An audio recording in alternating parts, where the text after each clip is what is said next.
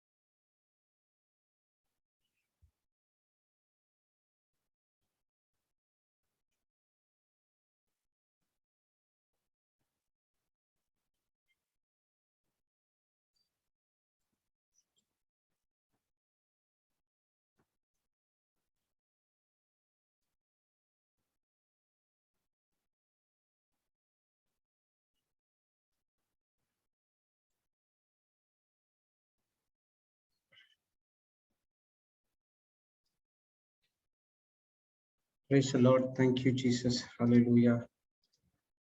Thank you, Jesus. Praise God. Okay, so just a minute.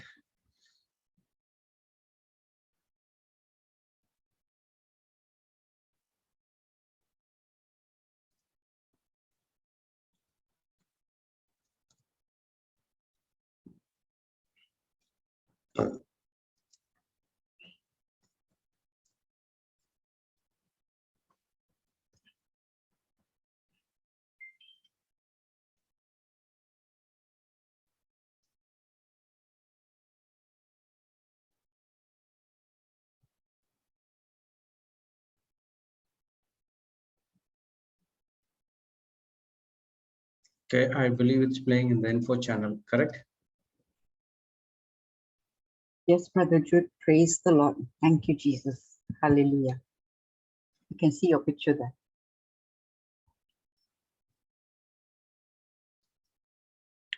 Praise God. Praise God. Info channel, correct?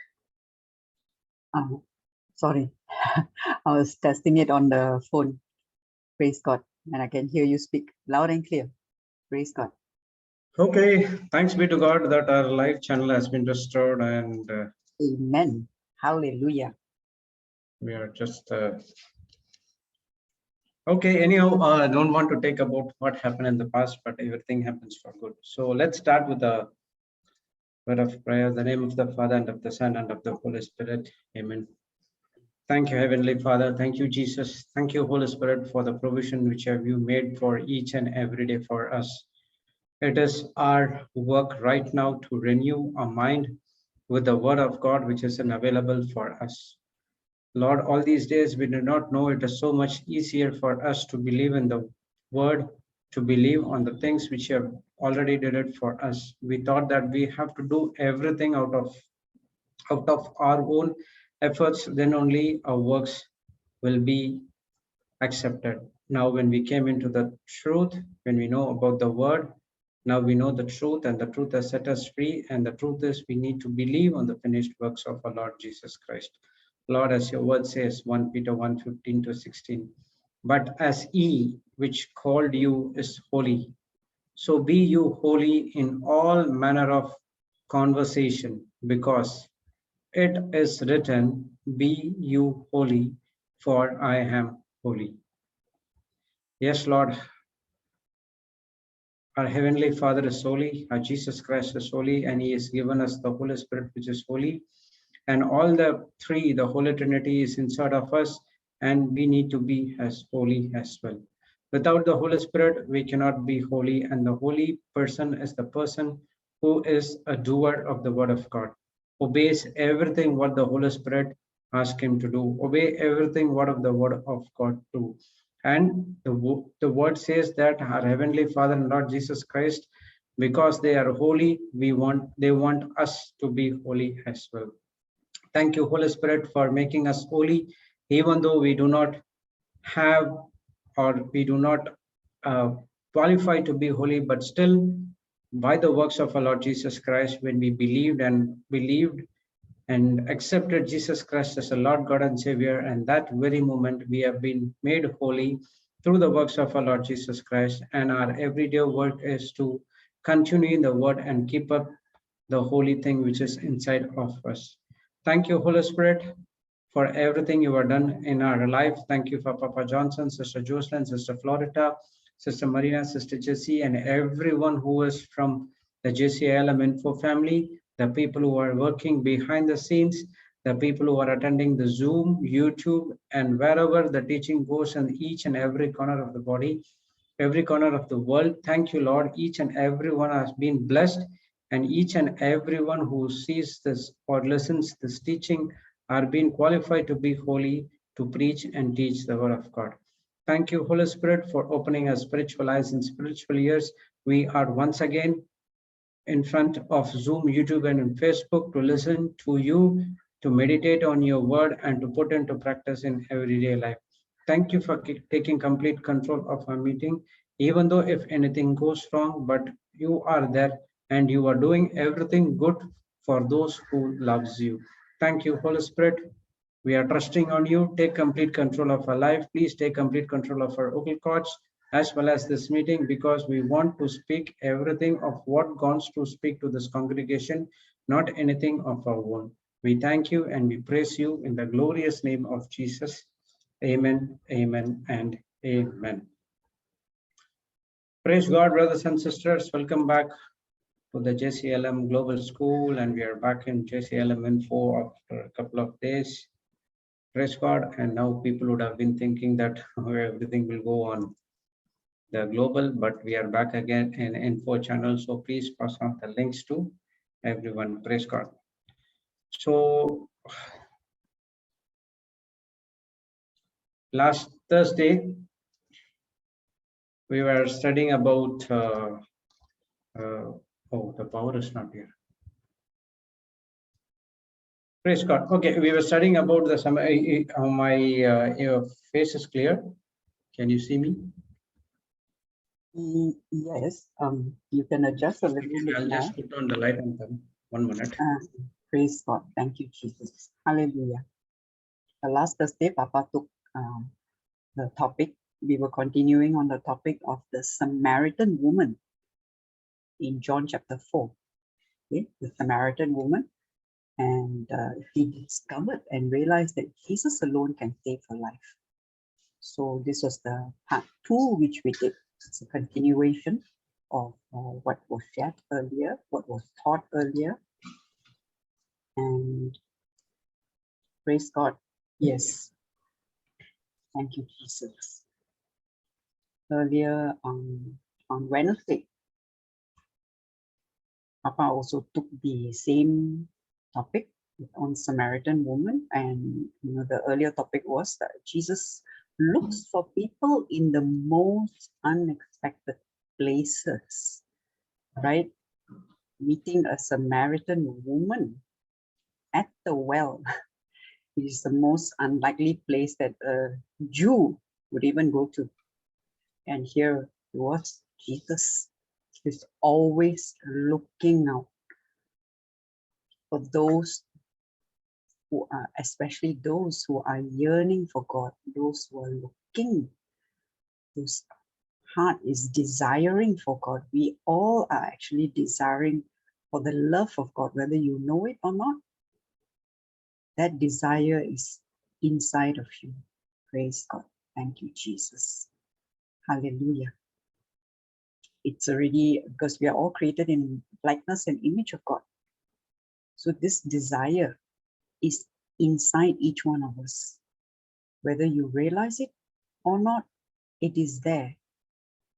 Praise God. And Jesus wants to fulfill this desire, this longing for his love. Every one of us have this longing. Thank you, Jesus. Praise Jesus. Hallelujah. Brother Jude, are you there? Thank you, Jesus.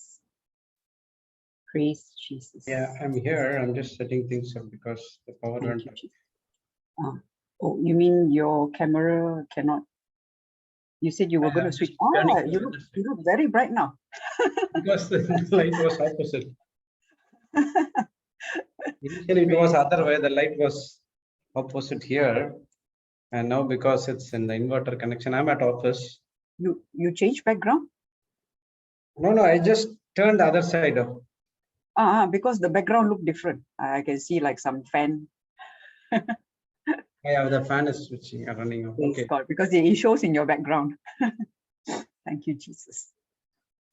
Yeah, you're very clear now. I can see you bright and clear. Thank you, Jesus. As always. Shining with the glory of God. Amen. Amen. Praise God. So we were studying about Samaritan women, and we were at part 2. And last Thursday we studied that, as Sister Jessie was telling, she discovered and realized that Jesus only can save her life. So it's not only for her, it's for each and every one who are in the darkness. Jesus is the only way, Jesus is the only truth, and Jesus is the only one who can save our life. Okay, no one on this planet Earth, your mother, your father, your spouse, your brother, your sister, your friend, close friend, whosoever it is, they cannot save your life. The only person who can save your life is the Lord Jesus Christ, and He has already did it. And that's what we studied over here, and that's what we are listening and studying every day, coming into the Word of God. Praise God. And the truth is revealing us that God has already done it as his part, and the confirmation is given to you, the salvation is given to you, and now you have to work out for the salvation to attain the last point, that is the eternal rest, that is the everlasting life with the Lord Jesus Christ. So here in this passage, Jesus was the one who voluntarily went on to Samaria. He was going to from Judah to where? Judea. He was on the way from Judea to Galilee, right? Galilee. Yeah, on the way. He has to pass through Samaria. I mean, they didn't have to pass through Samaria. There is another way, but he chose to pass through Samaria. There was actually another way, but it's a longer route. Actually, the shorter route is actually through Samaria. Praise God.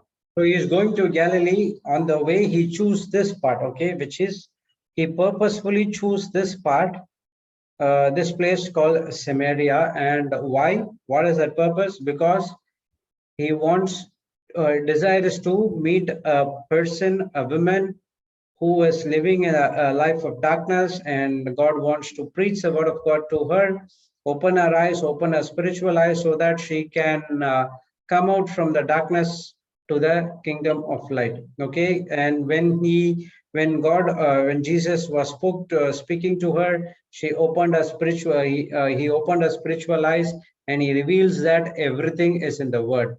Okay, life in abundance, new life, victorious life, conquering life, overcoming life. The life is full of joy. A life is which is free from burdens, problem, carefree life.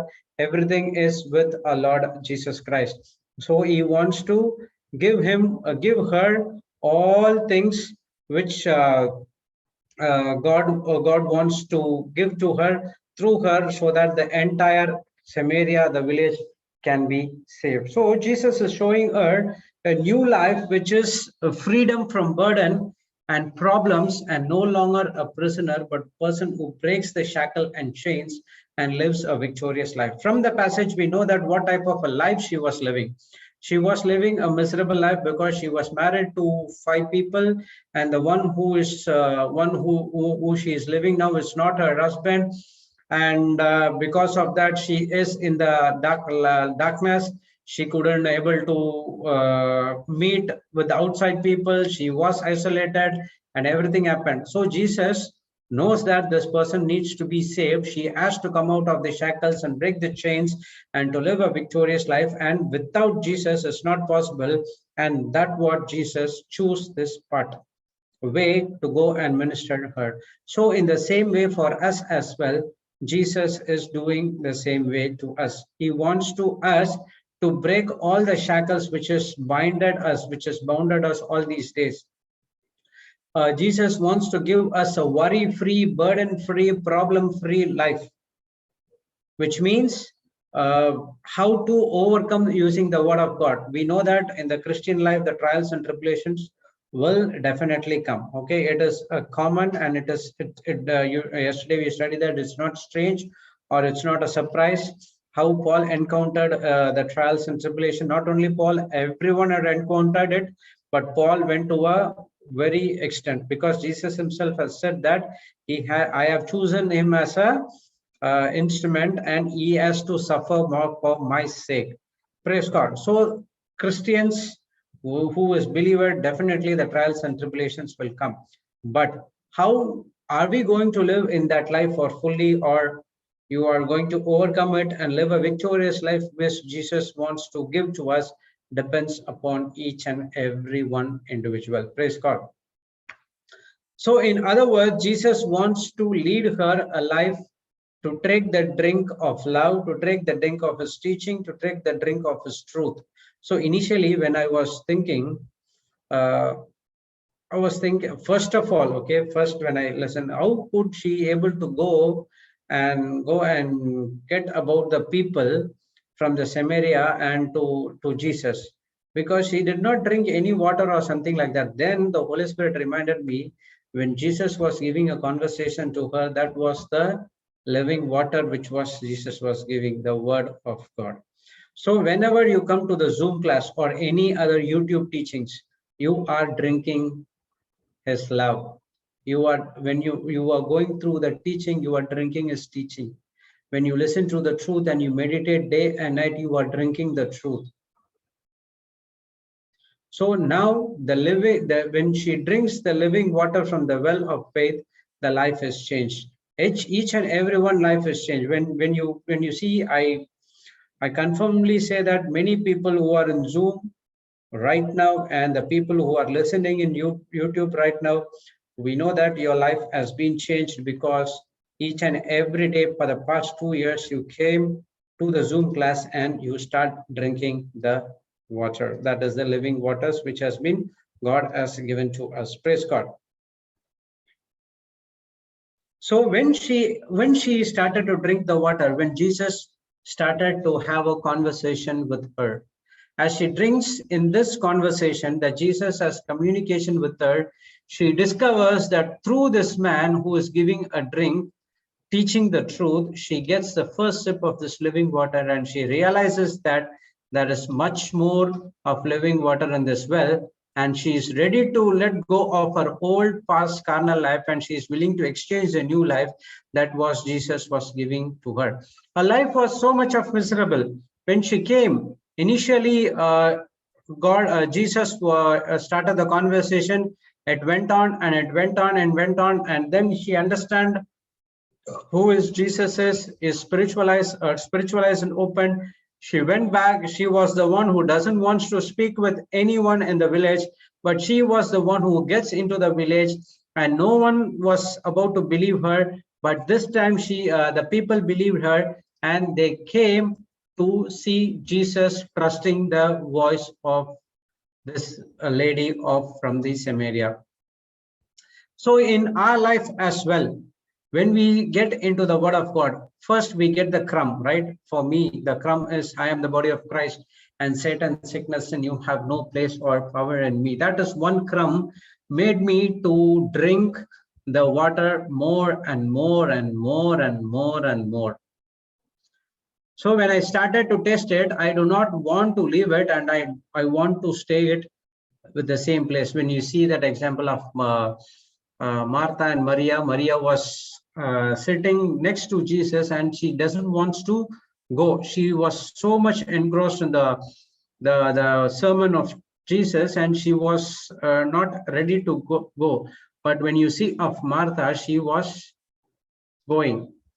She was disturbed of the worldly thing. So it is our choice. And the same way, this is the woman's choice would have been done it, that I don't want any water. You don't want to drink any water from me. I don't want to drink any water from you. Let me take off mine, you take off yours. And if that woman would have been gone, she would have been lost the salvation. So what is Jesus reminding each and every one of us right now? That when we are born again, we are still experiencing burdened life. We are still experiencing problematic life. We are still experiencing bitterness, offense, and jealousy and everything. But we are looking for the ways to be delivered from this through our own. It cannot be done unless and until you change or renew your mind. Praise the Lord. So everyone wants to be delivered out of this, right? People were saying that, brother, I'm born again. I believe in Jesus Christ, but this problem is not going. The problem will not go. Even though if this problem is solved, you will get another problem. If that is solved, you will get another problem. As Sister Jocelyn said, right? We are in three areas. One, our life is based upon three areas. One is we are heading to the storm. The next one is we are in the midst of the storm, or we are coming out of the storm. So once that storm is over, coming out of the storm, the next part is we are heading to the storm. So the the trials and tribulation is going to come to you again and again and again and again and again. You must say that I'm listening to the word of God, I'm doing that, I'm drinking the blood of Jesus, I'm drawing the water, nothing has been changed. Praise God. It doesn't mean that when you do all these things because of you want to get you do all these things, the Satan will not come and attack you. It will come and attack you more and more and more and more and more. Praise God. A person can believe in Jesus as Lord, God, and Savior and do everything, but it doesn't mean that he is taking the drink from the well of water. He has born again, he has got the Holy Spirit, he has all those things, but unless he practices the teaching of Jesus, he cannot have a drink of the living waters. He cannot have the drink of the truth. Just a minute.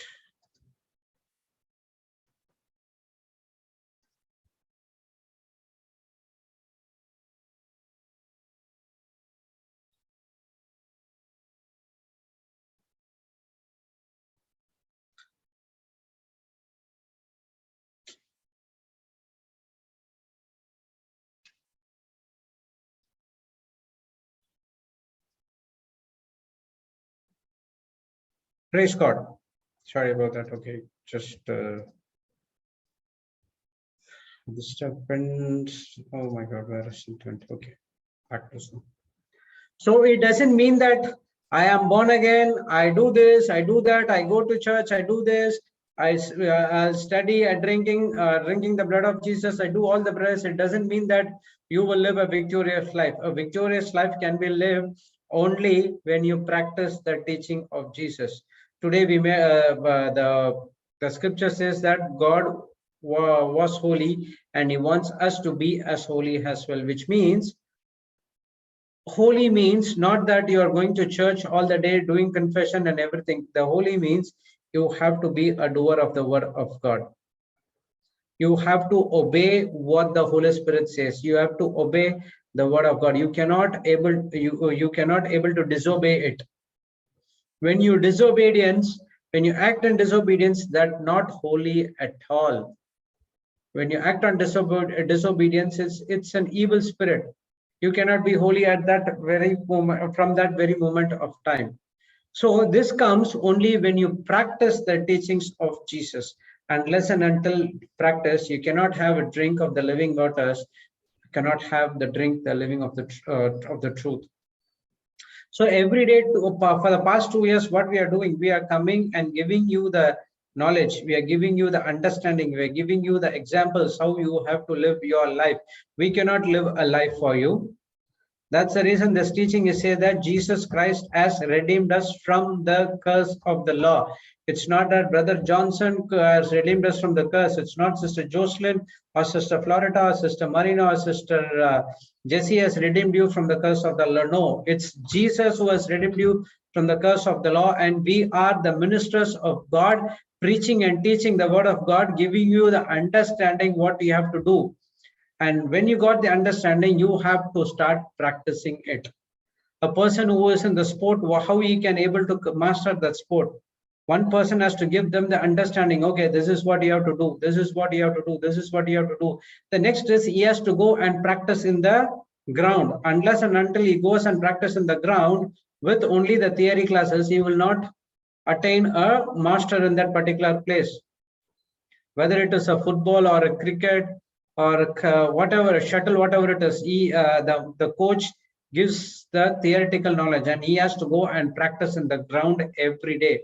When you go and practice in the ground every day, there's going to be a trials and tribulations comes. You will get sprained, you will get tired, your body get dehydrated, everything comes, but still you do not give up. Why? You want to master that particular sport. So in the same way, if you want to live a victorious life, if you want to live a conquering life, if you want to overcome all the trials and tribulations or the fiery darts which is coming against from the kingdom of darkness, you have to practice the teachings of Jesus.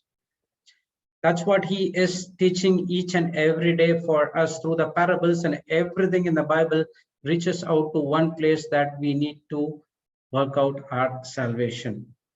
So when Jesus was speaking about the life of the Samaritan woman, he purposely came here and he starts the conversation. And we learn that in John 4:6 that now Jacob's well was there. Jesus, therefore, being wearied with his journey, sat on the wall, and when it was about the 6th hour. So this scripture specifies that Jesus was wearied in his journey, and it's about the 6th hour. Okay, 6th hour means it's 12 o'clock or before, or 12 to 1, whatever it is. Praise God. So it is a noon time, and in that particular area, it is, you know what type of time it is that, and it will not know much of trees or something like that. Is so hot. Okay, at that point of time, no one will come to well and take the water, but they will come in the early morning. Either they'll come in the early morning or they'll send the servants to get the water. But whereas Jesus went near to that well and sat on the walls of the well, waiting for someone has to come there, which means he knows that this woman is going to come. Okay, all the disciples or the people know that this is not the time you will find any people coming to that well to draw the water. The time is over. Either they come in the morning or they'll come in the evening. You find very strange about the actions of Jesus, but still Jesus was waiting for the well, near to the well, and that woman turned up.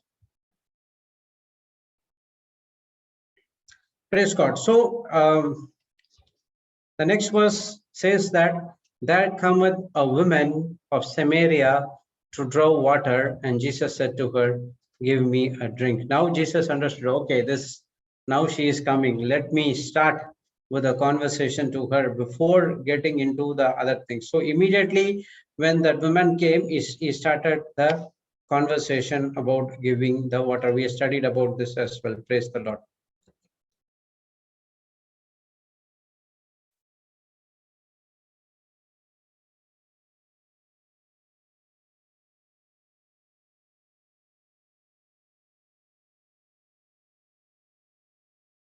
Praise God.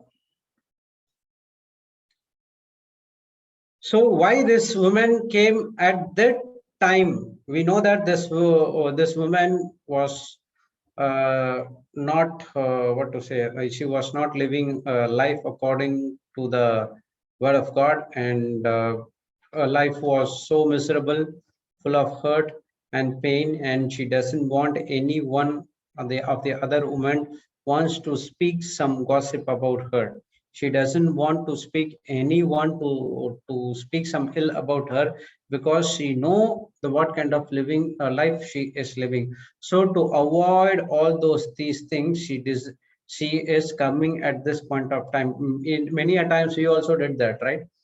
To avoid unnecessary talks. Oh, if I go there, that person will talk, let me go. Mostly it will come to in the wedding functions. I've heard many things. People say that this person will come. Okay, you go first, check if this person is there or not. If he goes, let me know. If not, I'm not coming. Praise the Lord. Good afternoon, Papa. You finish your revision? It will go. You want to start, you can start, Papa, no problem. Okay. There are 4 points that you learned yesterday, right? Yes. One is isolation, 2 is ignorance. Okay. Third one is... First one is isolation.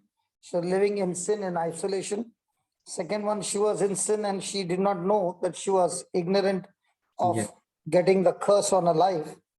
Okay, so she could not get the taste of the living water. Yes. And the third one was?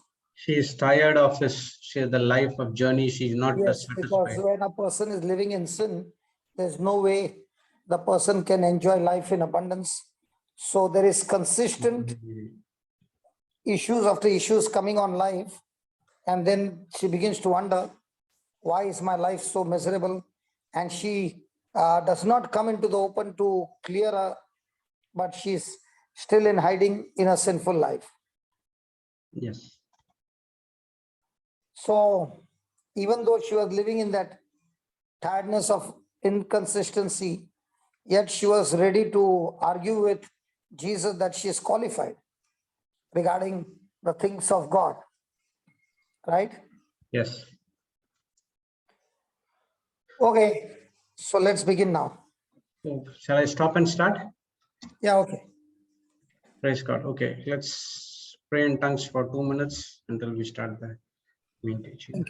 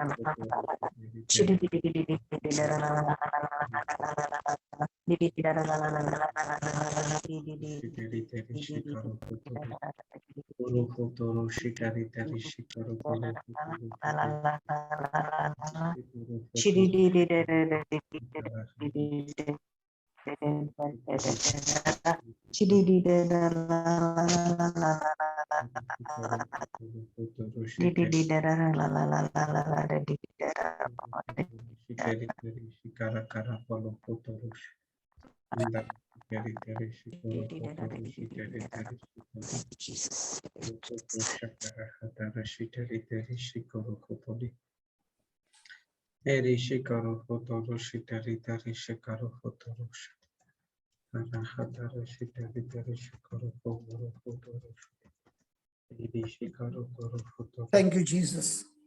1 minute. Praise God.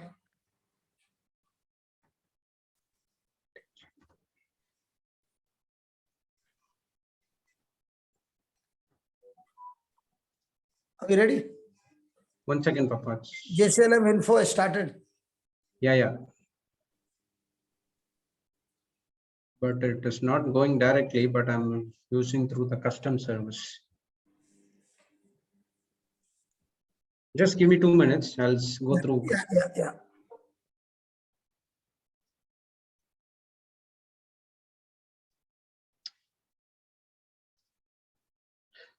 Jesus Christ.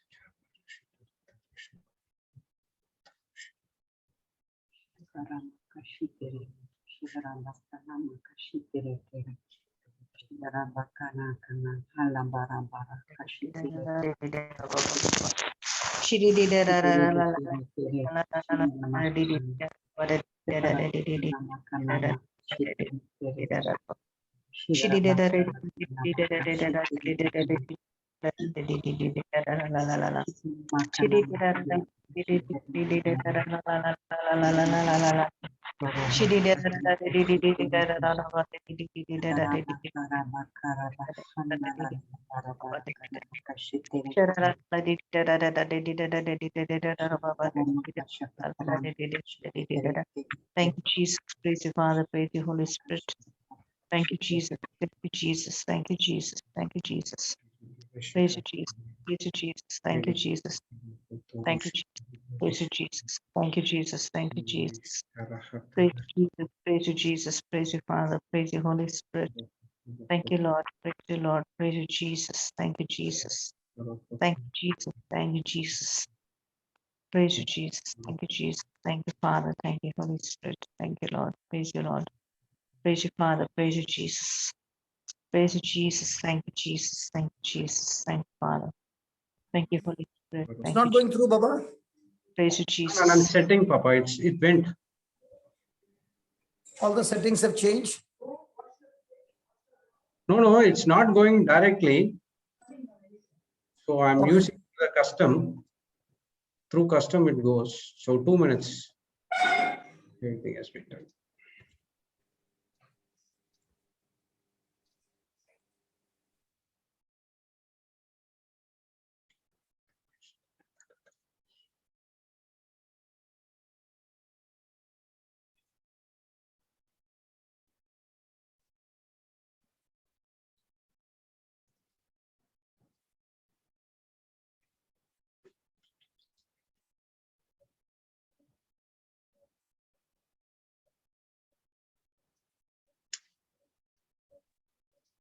Shikaramaka shitere kereme shidra badra hana kalabaka shitere kere. Shitaramakana hana kalabaramba. Shitere mekere ke shinana mama hana balabara baka shitere kere. Shidara bakara maka shitere kene kene ke shitara bakara. Shidara bakana maka shitere kere kene. Shilalala hana baraba baka shitere kere kene. Shidara bakara bakara maka shitere kere kene. Shitara makana mahana bara bara bara kashite te tere patara patara patara makashite rene. Shidara manana hanna bara bara bara kana kashite kete kete ke. Shite teke teke teke shinana manana hanna bara bara. Shitara bakara bakara bakara. Shitara bakara hanna kala bakashite rene kene kene kene kishite rene. Shinanana hanna bara bara bara kashitere kere kere. Shitara makara bakara kara kara. Shitara makana. Shatara bakana maka shitene kene kene kishinana makana kana kana kana kana kala kala kala. Hala hana baka shitete tera patara katara maka shitene kene kishitere pere pere pere pere pere pere. Shidara makana mana mana mana mana maka shitene kene kene kene kene. Shatara bakana maka shitene kene kene kene. Shatara bakara bakara kara. Shatara bakara bakara bakara katara kana kana kana kana. Shitere kere kere kere kere kere kere kere kere kere kere. Shakatara maka shitere kere kere kere kere. Shinana mana mana mana. Shidara bara bara bara bara kana kana kana kana. Shakatara maka shitere kere kere kere kere Can I kere. put it on global? It's not going.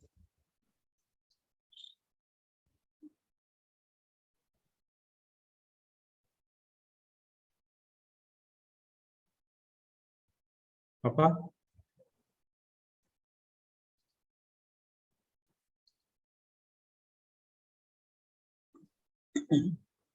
Praise God. Thank you, Jesus. Why it's Thank you, Jesus. Hallelujah. Thank you, Jesus. Thank you, Jesus. Thank you, Jesus. Hallelujah. Thank you, Jesus. Praise you, Jesus. Thank you, Lord. okay, let's try for the last time.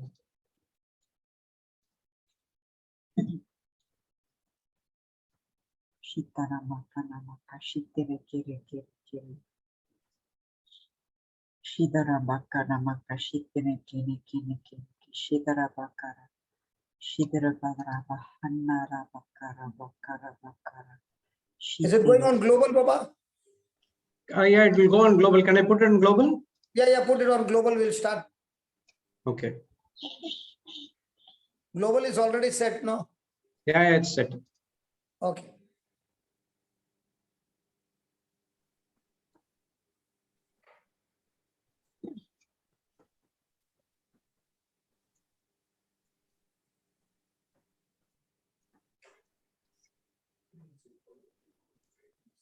Shikatara bakara maka The air is full of signals, frequencies.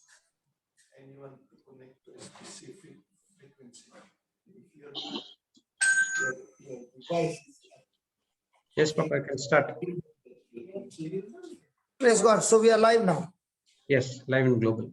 Praise God. Now, let's study this, what happened just now. It got blocked from YouTube for no reason. And now it has opened, but all the settings have changed. So you will have to go to each one and set them right, correct? Yes. It's going to take time. But whereas global, it's already set up, so you don't need time. Now, the same way it is our life, that right from childhood we have been taught, pray for me and things will set right. Jude will do one thing, we'll ask the whole congregation to pray, but you don't change the settings. Let's see whether it works. There are spiritual truths which control the physical truths.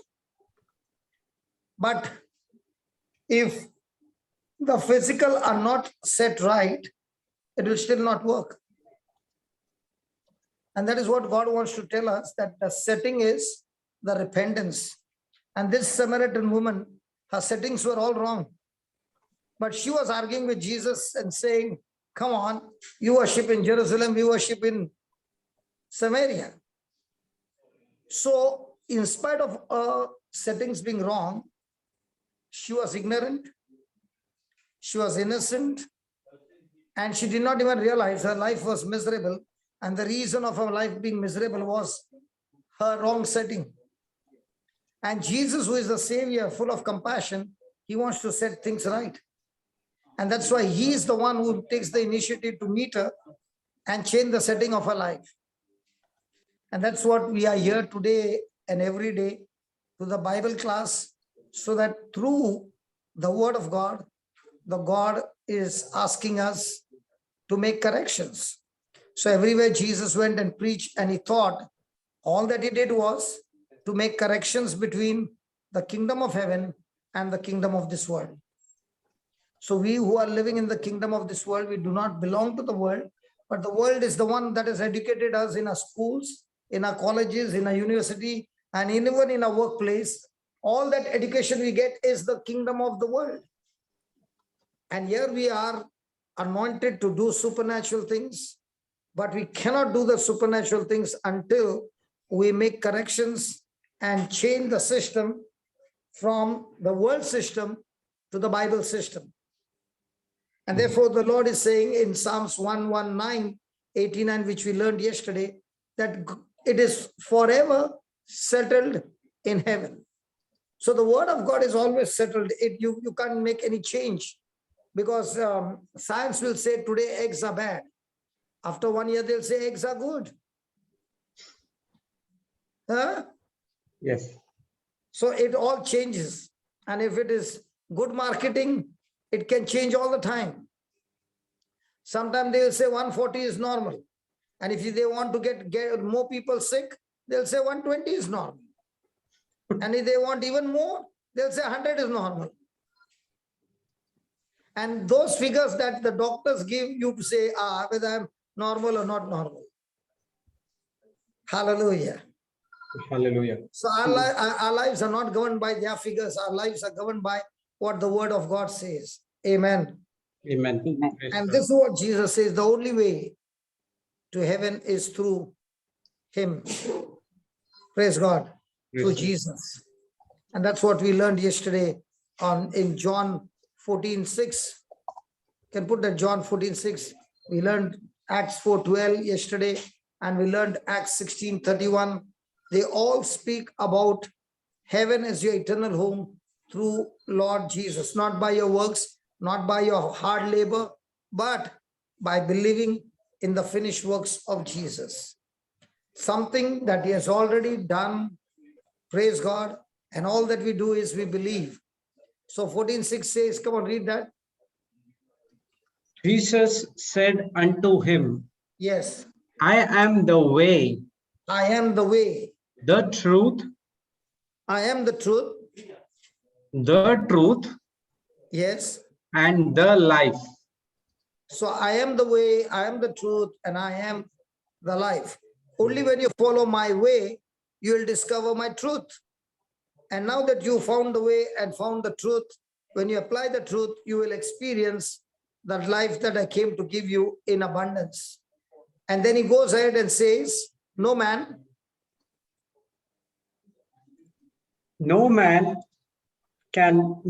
cometh unto the Father but by me. So no person can get connected to the Father. The only way you can get connected to a Father is through Jesus. Yes. And Jesus is the one who cleanses us with his holy blood. He is the one who redeems us. He is the one who justifies us. He is the one who sanctifies us. And he is the one who is our wisdom. So without him, you cannot understand the things of the heavenly kingdom, and you cannot enter the kingdom of God.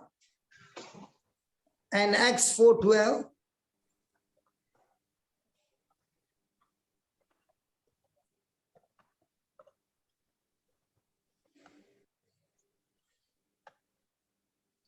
yeah, read. Neither is there salvation in any other. So there is no salvation, there is no healing, there is no deliverance, there is no protection, prosperity, you name it. There is no born again, there is no entry to the kingdom of heaven without Jesus. So there is neither is there salvation in any other name. Then, For there is none other name under heaven given among men whereby we must be saved. so the only person who can save you is through Jesus. And not by your works, but by believing and accepting Jesus as your Lord God and Savior. Praise God. There is something called as knowing and something called as believing. I know by the wounds of Jesus I'm healed. But if you know and you believe, then you won't be sick. Knowing is one thing and believing is another thing. I know the scripture. Just because I know the scripture does not mean I believe the scripture. Because when you believe, there are two things. You have joy, you have peace. Even before any manifestation can come in your favor, you know that this is what the scripture says, and because of which I know that this is what is going to be manifested. How do you know? Because this is what the scripture says. So in the same way, my works will not get me to heaven. How do you know that? Ephesians 2:8 says. Ephesians 2:8 and 9. And we learned that Acts 16:31, believe in the Lord Jesus, you and your household will be saved. So when you are believing, there will be two things. Even in the most worst storm of your life, you will have rest. That rest equals joy. That rest equals peace. So as long as you're continuing to believe, joy and peace, the twin brothers, will always be with you. But the moment the rest is gone, the joy is gone, the peace is gone, now the person is struggling, having fears, having worries, having anxiety, on the way to depression, oppression, and even go to the point of committing suicide. So Ephesians 2:8.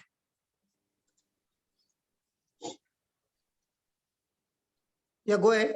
For by grace are you saved through faith. So you're not saved by grace alone, you're not saved by faith alone, but a combination of grace and faith. Yeah. And that not of yourselves. It is the gift of God. So if we are sitting here and we have got that faith and so many things are happening, the Lord is very, very clear in saying, all that has happened in your life is not your doing. It is I who allowed somebody to come and preach the word. It is I who opened your eyes of enlightenment by which you understood what was preached. It is I who gave you the faith to understand. It is I who empowered that faith to respond to the grace. It is I who kissed your relationship and blessed your relationship. And therefore, no man can ever boast that it was you, because the Bible is very clear. It is through the will of the Father.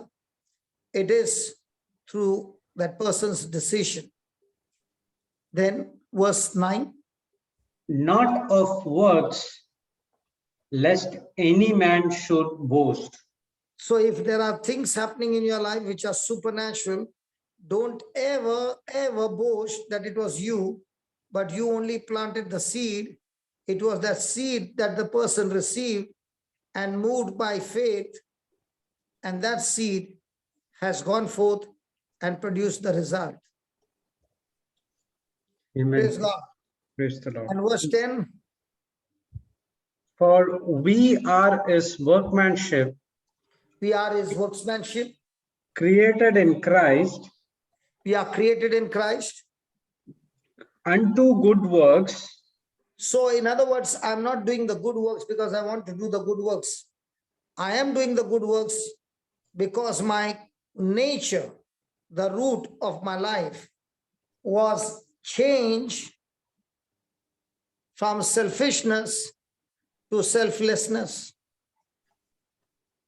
And because now I am God's workmanship, means I have received from God the mercy by which my sins are forgiven, the grace by which I don't deserve and yet God is blessing me. Praise God.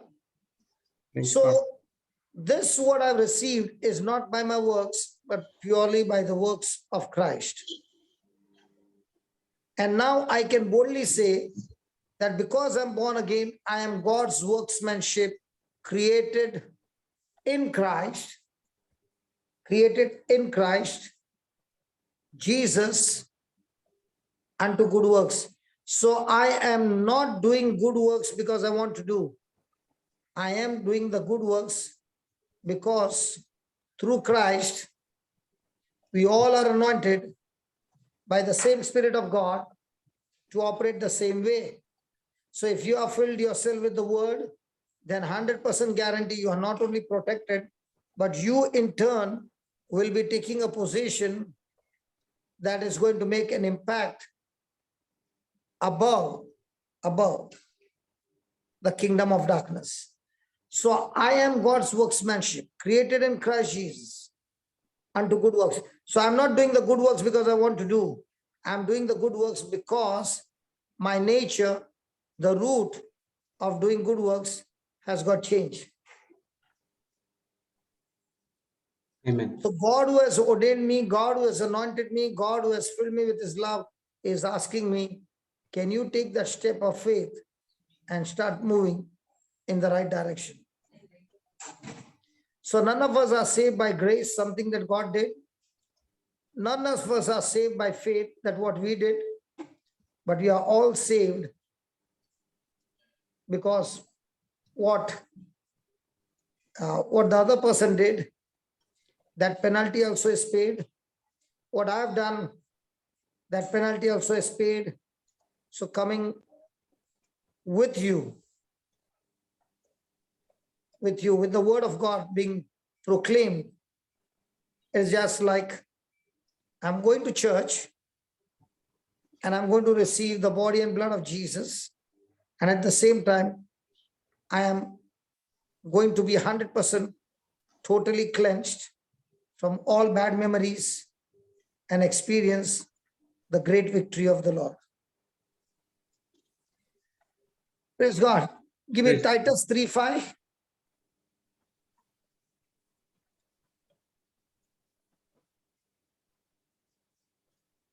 Not by works of righteousness, Not by the works of righteousness, which we have done, which we have done, but according to his mercy, he saved us.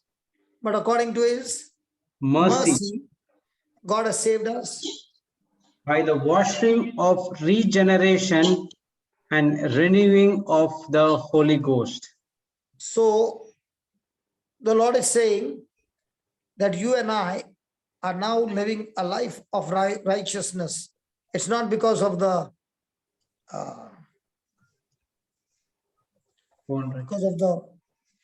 prayer, but because of the righteousness that comes from the person.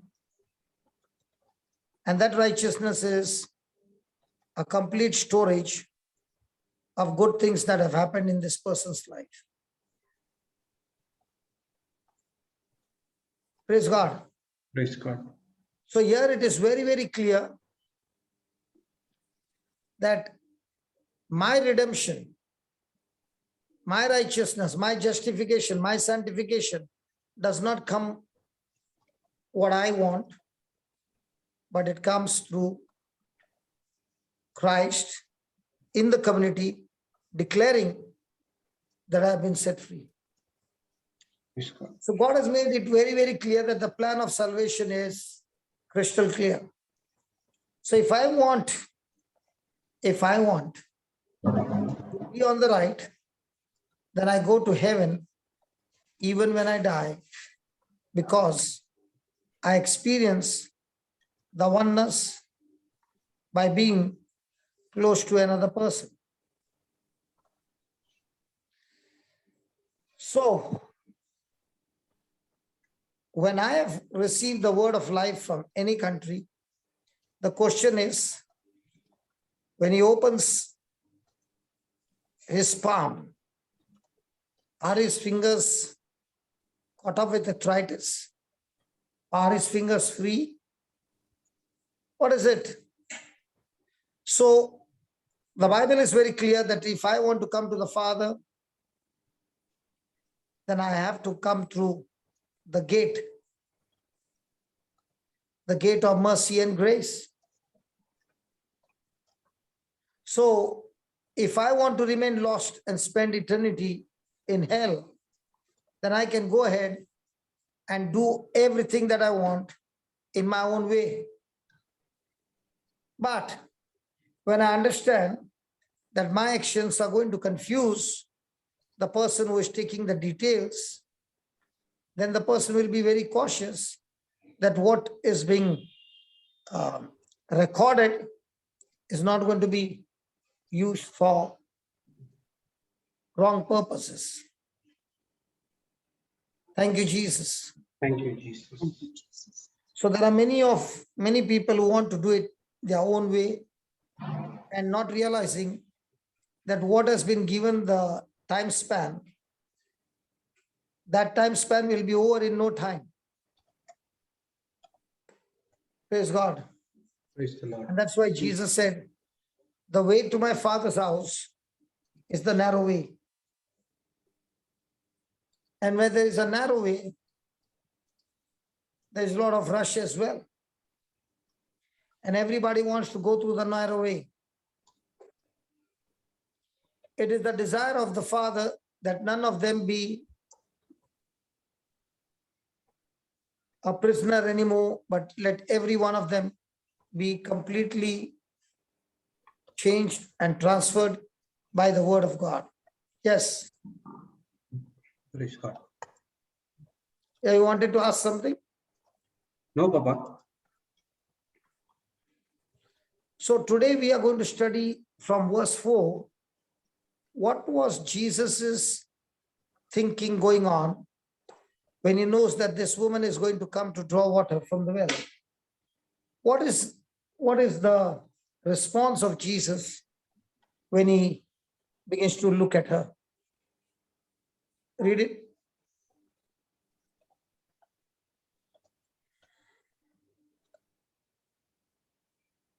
John 4 and from 4, right?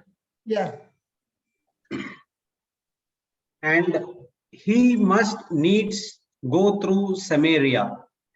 So in other words, when Jesus came to the well, the reason he came to the well was not his own drinking water, but to give this lady the drinking water because if he doesn't give this lady that drinking water, she too will be lost like every family member in her life.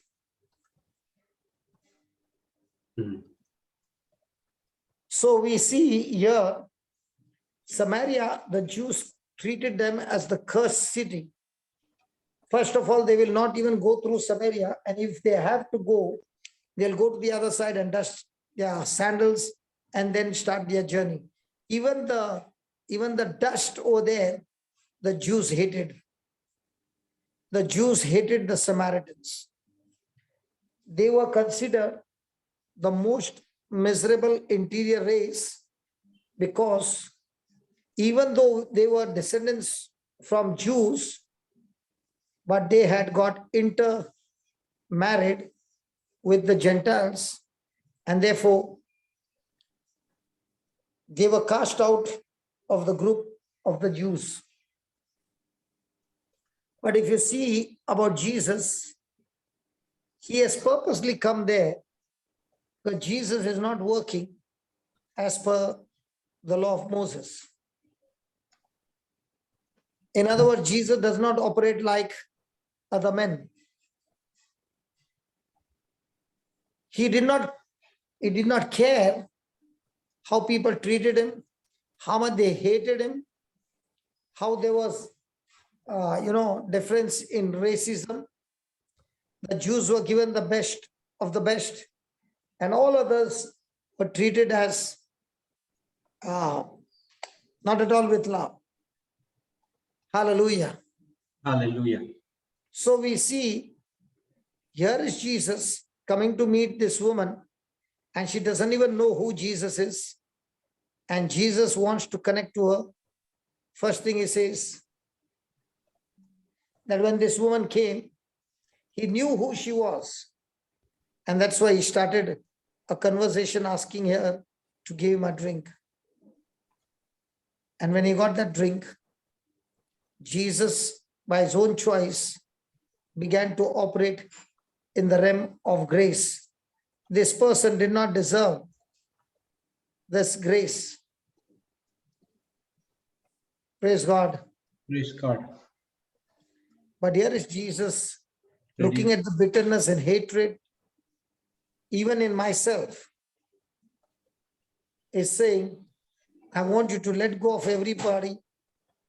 I want you to let go of them, and I will give you the things of the spirit realm, which is so very high compared to the things of this world. So having seen that, Jesus goes to a place, sits down,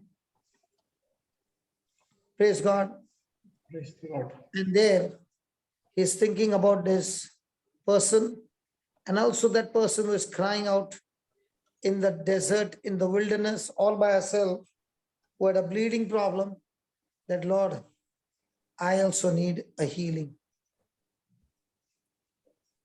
So when Jesus went to that place and sat on that wall, because the reason he sat down there was that he wanted to save this poor woman. Now the question is, how come Jesus could have a conversation with her? Did he have a phone number? No. No. Jesus even today is operating under the power called grace.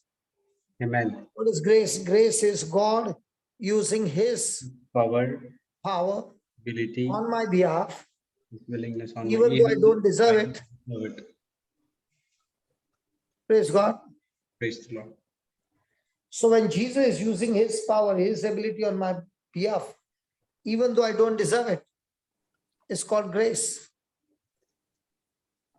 So whatever has been deposited into grace, grace can give it to you. So in the same way, Jesus is operating in the realm of grace, because this woman has been totally and completely got deceived, and therefore she believes the lifestyle that she's living is the best lifestyle, not understanding that this lifestyle of sin is going to bring torture and destruction in her life. So we see Jesus's desire to save this poor woman from this disaster. And that is why Jesus, his own disciples, were shocked by what Jesus had done, because Jesus is sitting there and talking to a Samaritan woman. Verse number 27, please.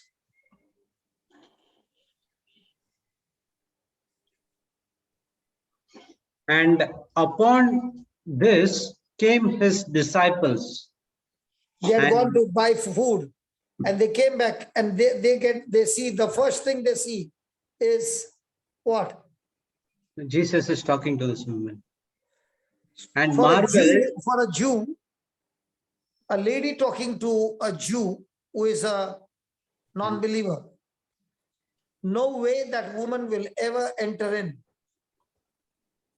The village again. And here is Jesus talking to her, not under the normal situations, but talking to her under grace.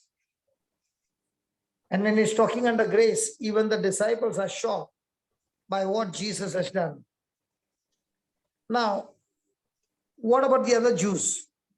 Were they willing to talk to a Samaritan woman who is caught up in sin? No. No. Why not?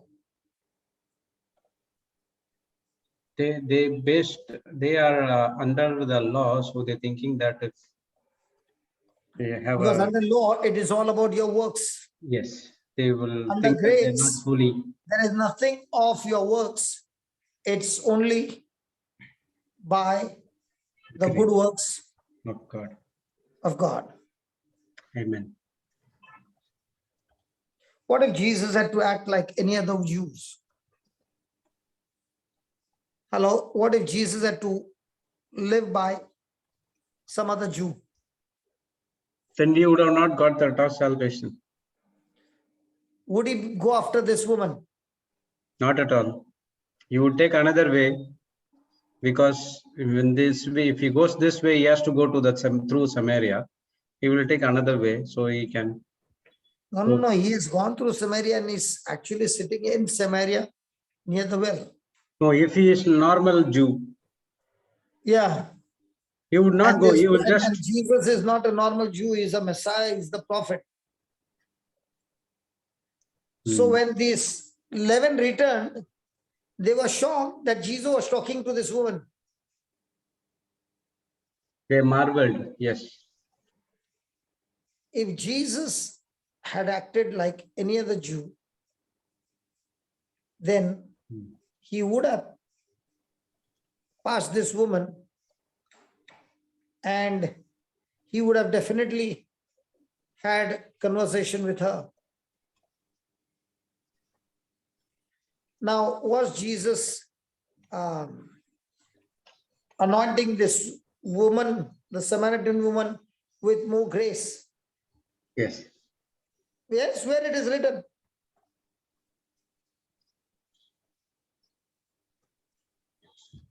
He voluntarily went, right? Purposefully he went. He wants to. But is he extending the grace to her by choice? Yes. Yes.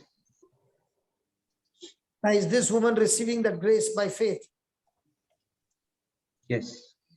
She's arguing with him. Initially, no, and down the line, yes. Yes. Praise God. Praise God. So how many of us say the same statement, I have to go today through this. I have to go today to St. Mary's Church. Why do you want to go to that St. Mary's Church? To attend Mass? Not only to attend Mass, but there I'm going to meet some people who are in trouble so that I can introduce them to Jesus. Do we have this kind of mindset when we want to go to church, when we want to go to job, we want to go on the public transport, wherever we want to go? Do we have this kind of an attitude that I have to go today so that I get somebody along the way? No, not at all. No. Now, this woman who is at the well, does she deserve Jesus' mercy and grace and blessings? Don't deserve, not deserve. Hello? She doesn't deserve. What happened to your voice? There's no public here. I'm just shifting You are shifting from where? from room to hall. No, I'm at office, Papa. Jesus also is shifting her from the kingdom of darkness to the kingdom of light. Where are you shifting? Kingdom of darkness to kingdom of light. So all this time you are in the kingdom of darkness? No, I was checking all the things, so I thought that this Okay, is. you are still on JCILM info, doing the settings. No. I haven't any settings as of now. I'm just Okay. setting the place. So here is the Lord teaching us that he has come in search of this woman,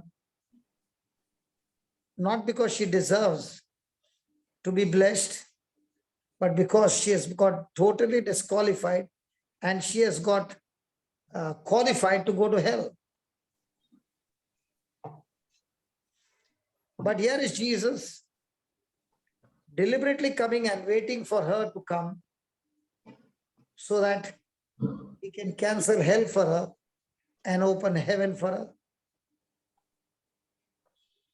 He is not looking at this woman, how deep she is in sin, but so quickly he is willing to change the topic, but to explain to her that everything in the kingdom of heaven is going to depend on her when she changes her mindset. Just as Jesus did not look at this woman, the intensity of her sin, but looks at her with mercy and compassion. What a wretched life. What a wretched relationship. Sinful relationship. But in spite of all that, Jesus still continues to look at us with love. His eyes of love and his grace is overflowing in the family.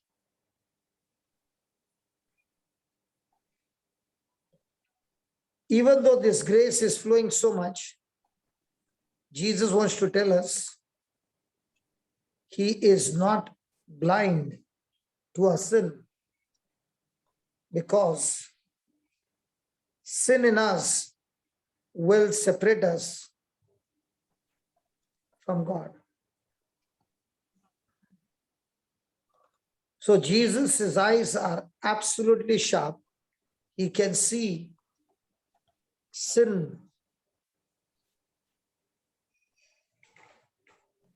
And he wants us to terminate this sin from our life, because sin surely separates us from God. It is his grace that builds up bridges, and the gap that is between us, it is this bridge that is built by the grace of God, brings forth salvation to this family and their household in the name of Jesus. Amen. Amen. Amen. Amen. Amen. So, wages of sin is death. So did this woman deserve grace and mercy and blessings? No. Now, Abel was a righteous person, but his brother Cain was extremely selfish, extremely self-ambitious, extremely bitter. And this person goes to meet God.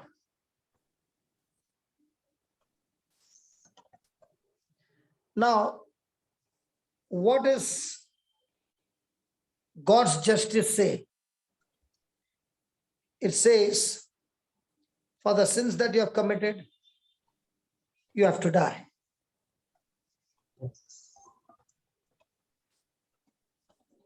And therefore, I have no other option, but I will be put to death. But when justice is crying out that I want justice, because only justice can satisfy me. At that very moment, mercy is crying out on the other side, asking God to forgive. Now remember, that transaction called forgiveness can only take place when somebody repents and somebody makes that corresponding action with all their heart. Now, it is totally aligning with the word of God.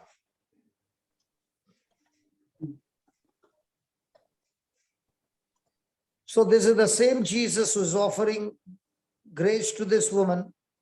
Is the same Jesus who is offering not only the grace, but offering the lunch for each one of us. The lunch of what? The whole package box of salvation, healing, deliverance, protection, prosperity, provisions, eternal life, total righteousness, total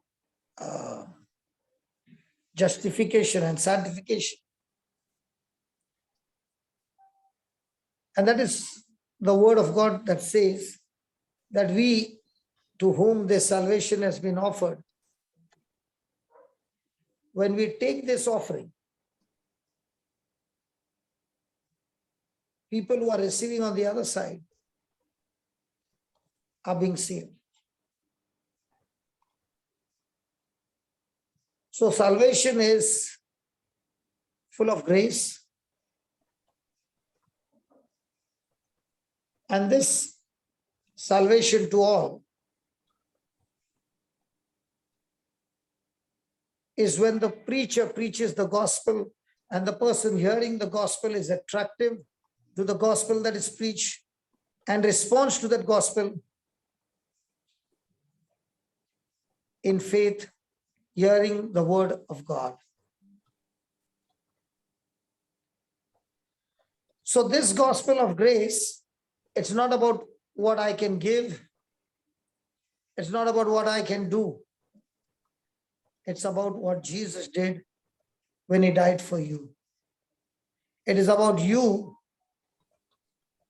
not quitting, but realizing that you would have never been able to save yourself. Thanks be to God for his word, for his knowledge, for his wisdom, that God is able to produce mighty soldiers, but never got an opportunity to preach. And I believe this platform is a great platform for newcomers to learn how to exercise their faith. Amen. So here is now is not only experiencing the grace, but now having started the good work, the first thing he wants is a smart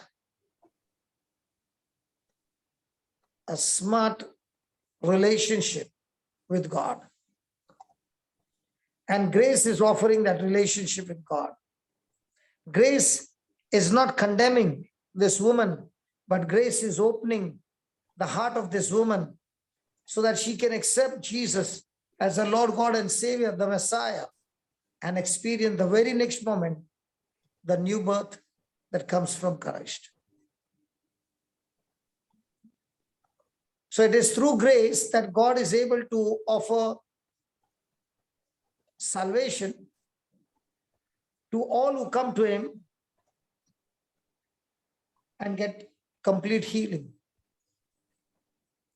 So salvation, healing, deliverance, prosperity, protection, all of this is pure. It is purely the grace of God. So salvation is all about grace. It's not about how much you can give. It is not about what you can do. It's all about what Jesus did when he died for you. It is all about knowing that I can find myself unable to save myself. It's all about trusting his grace, believing even that small moment of sharing the word is able to bring salvation to people's heart. So Jesus is waiting there tenderly for this woman to come through grace. The second point we find over here is Jesus is tender in his graciousness. What does that mean?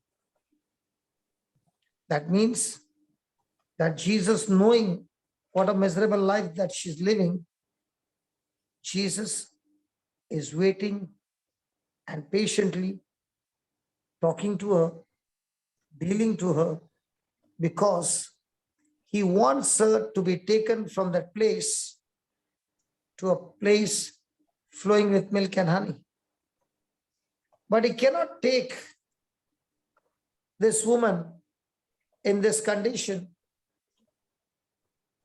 but he wants to take her from the place where he found her to the place where she is completely sanctified, redeemed, justified, and made whole. He wants to take her from that place of sin where she has got 5 men already married, and the 6th one, she's just in a live-in relationship.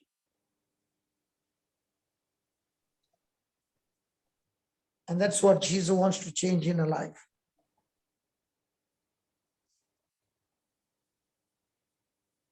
The question is this woman ready to accept the invitation? To accept this invitation where she will be educated to know who Jesus really is. The person will really come to know who Jesus is. And when the Lord reveals himself to her, it is because she is still in the same position, waiting patiently for her turn to come. Without that grace, this woman is going to hell. And that grace that Jesus is offering her, even though she doesn't know what's happening, he with his love and tenderness is willing to take her along.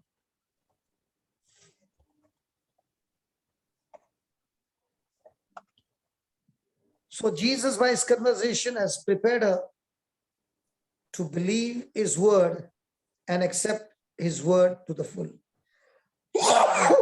Sorry. And this is how the Lord always works with people. He is not there to condemn. He is not there to punish. He is not there to point finger. He is not there to put us down. He is there to wash us with his blood. And that is what I want to share about my own life. When Jesus found me, I was in a miserable state, totally and completely qualified as a best candidate to go to hell. But when Jesus found me, he never condemned me, neither did he punish me, but gently led me into the scriptures. And as he began to lead me through the scriptures, he began to teach me through the preaching of the word the difference between natural faith and Bible faith. Or you can say Abraham faith and Thomas faith.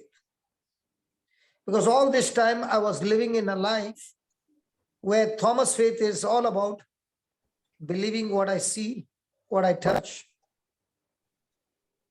And here is the Lord wanting to teach these very apostles the difference in faith through sense knowledge and the faith that is through the word of God. So Jesus is gently but surely leading this woman to himself. How? By helping her to grow her faith. And that's why today in the Hindi session we learned that this Jesus is such a gentleman that he will never force himself, but he will keep knocking at the door of your heart. And if you will open your heart, himself will come and dine with you.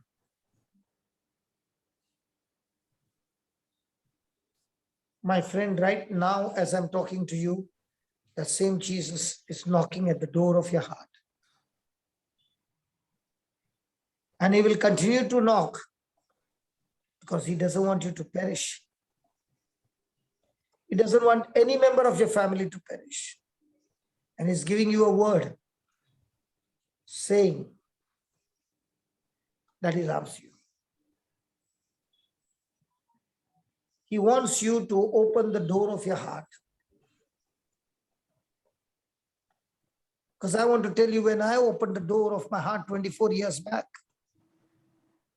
I can say without a doubt, that was the best moment of my life. Because if I had not opened that door, I wouldn't have been alive. The Lord not only saved me, but it changed the very essence of my life. And all that he said to me, be patient, for the hand of God is guiding you. And is guiding you not to the manifestation, but is guiding me to the point from where I shall start growing my faith.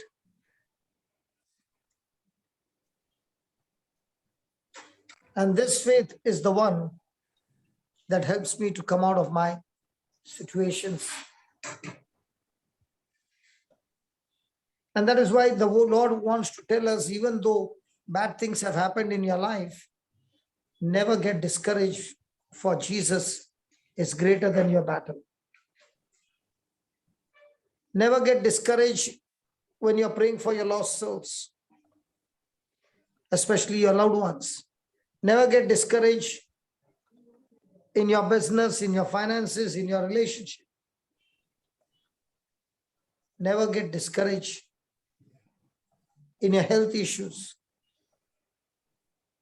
Because in all these things which look to be negative, God, Jesus with his love has come to break a conversation, because he wants to do mighty things in their lives, leading them. But let me tell you, the disciples could not see what Jesus was up to. All they could see with their natural eyes was total garbage.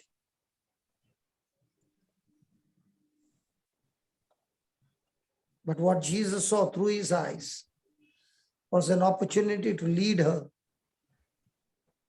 to guide her, and to work in her patiently, and continue to work in her exercising faith, so that she is no longer the same. She's completely changed.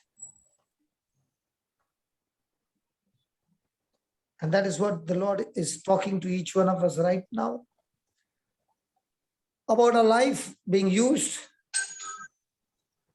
to change people's situations. And this is a pure gift of God. Praise God. Praise God. Hallelujah. Hallelujah.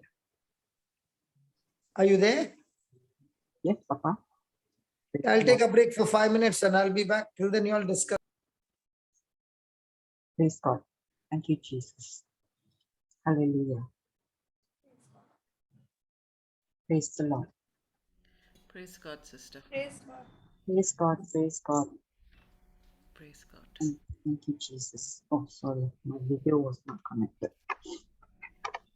Are you okay? Praise the Lord. You're great. Praise God, Sister Jessie. Sister Celestina. Praise God. Praise God. Praise God, Thank you, sister. Praise God. Praise God, Mildred. Praise God, Sister Celestina. Praise God. Sorry, I don't know why my camera was not. Yeah, I'm sorry, I don't know why I can't put on my camera. Anyway, Papa was actually teaching us today. On Thursday, he was giving us, he was teaching us about the woman, right? Yeah. Seeing from her point of view, what kind of life she was living. But today we are looking at Jesus, how Jesus treated this woman, how he saw her in his eyes. This is from the perspective of God. Oh, yes. The other day we were looking at the woman. Okay, the woman was ignorant. She was innocent. You know, she didn't know what kind of life she was living. But you know, it was a miserable life, and Jesus was teaching her, helping her to change her thinking. You know, Yes. from the old life to the new blessed life that he wants to give her. And now, yes, and so now we can see Jesus. We know from what was taught earlier, there is no way we can get to the Father except through Jesus. So if Jesus did not come into this woman's life, there's no way she can get saved. Yes. Because it is only salvation is only through Jesus and Jesus alone, and there is nothing you and I can do to save ourselves.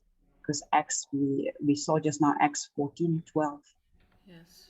Even John 14:6. We were taking a few scriptures, right? John 14:6. I am the way, the truth, and the life. The means is the one and the only. He didn't say I am a way, I am a truth. You know, he didn't say that. No. The means one among many, but the means that's the only one.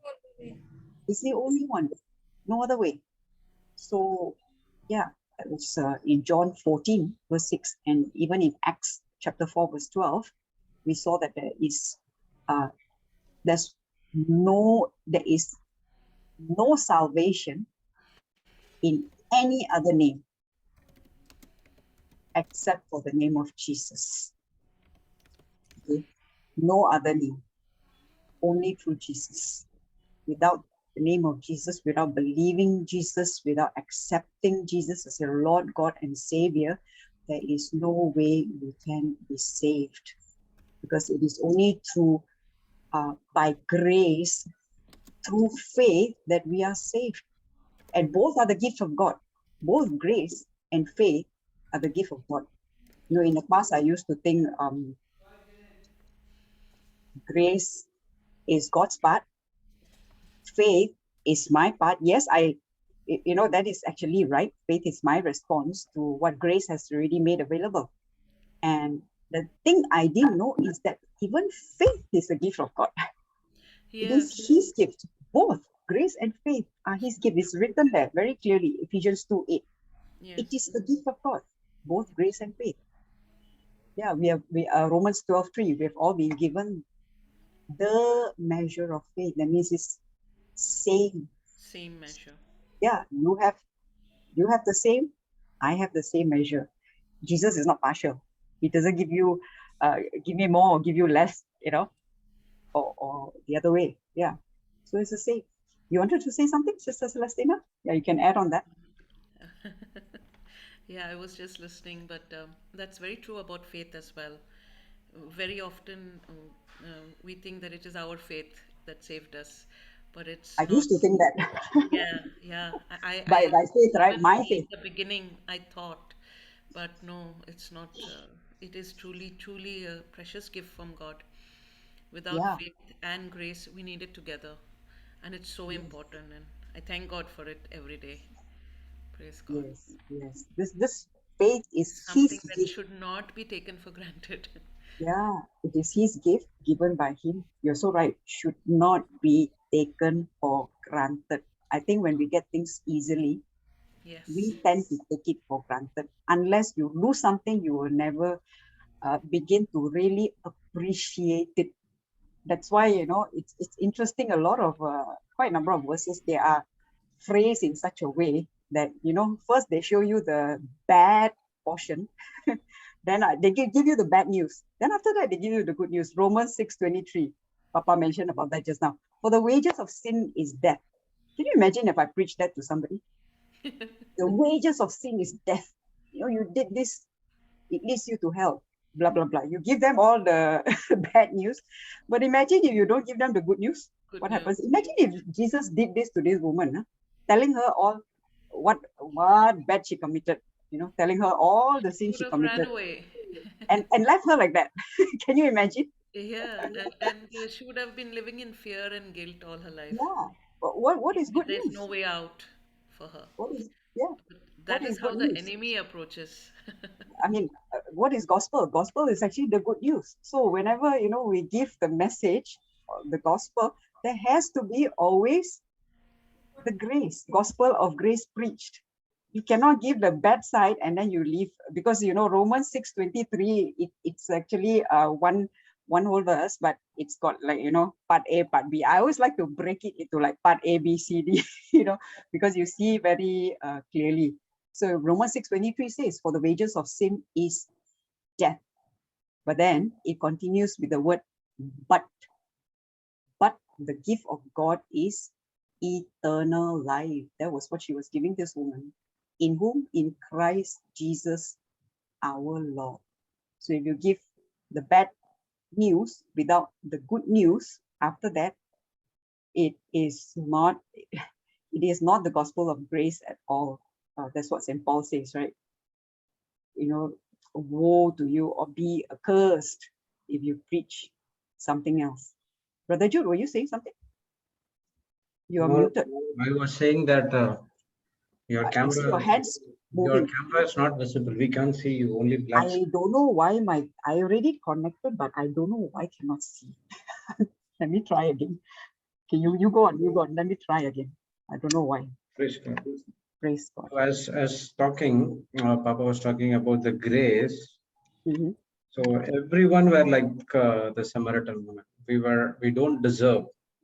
We don't deserve God's grace, but you see that Jesus purposefully went and he wants to extend his grace through this woman and through this entire village. That's what in Acts also we studied, right? Believe in Lord Jesus Christ, you and your household can be saved. So through you, your household will be saved. Through you, your household shall be saved. So Jesus wants to give this grace. You can say that he's want to extend the grace purposefully, even though we don't deserve it. Praise God. It's nice teaching. It's wonderful. Did you catch the first point? I'm so sorry, I somehow did not catch them. But Papa is giving us points, right? How he gave 4 points about the woman in the previous lesson.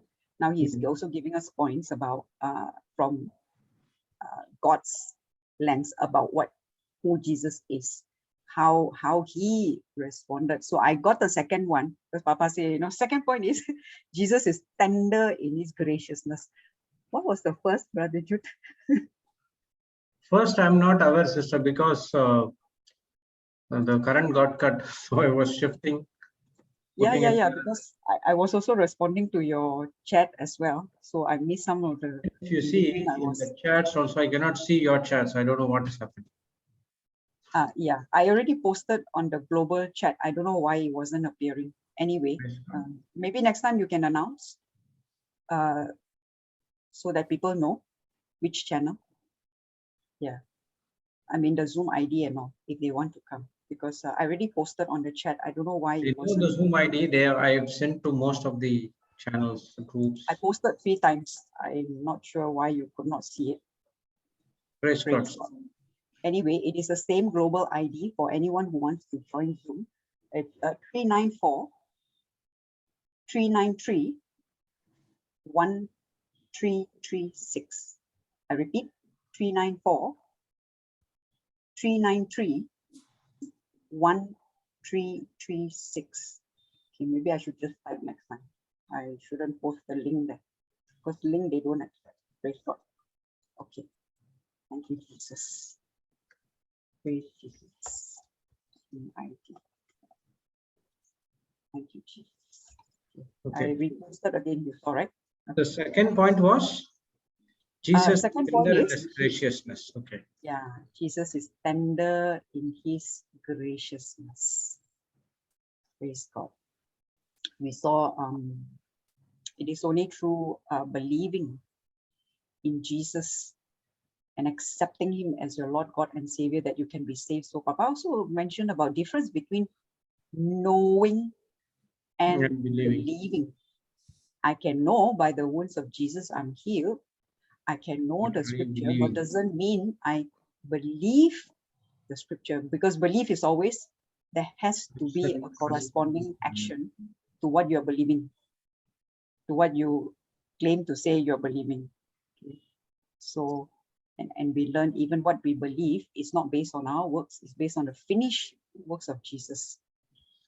By the grace of God, we are saved. But it requires our response at our end through faith.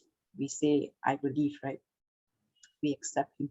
So faith means I got to agree with the finished works of Christ. When I say, I believe through faith, there has to be agreement on my part on what Jesus has already done. And that agreement is not just passively sitting down, not doing anything, but in action, by speaking it in agreement and also putting it in action. So before believing, that knowing comes. Without knowing, that believing won't come. You have to have knowledge first, right? No knowledge. That's one. That's first, the 1 John 4:16. 1 John 4:16. That's what we. The knowing and the believing. And believing.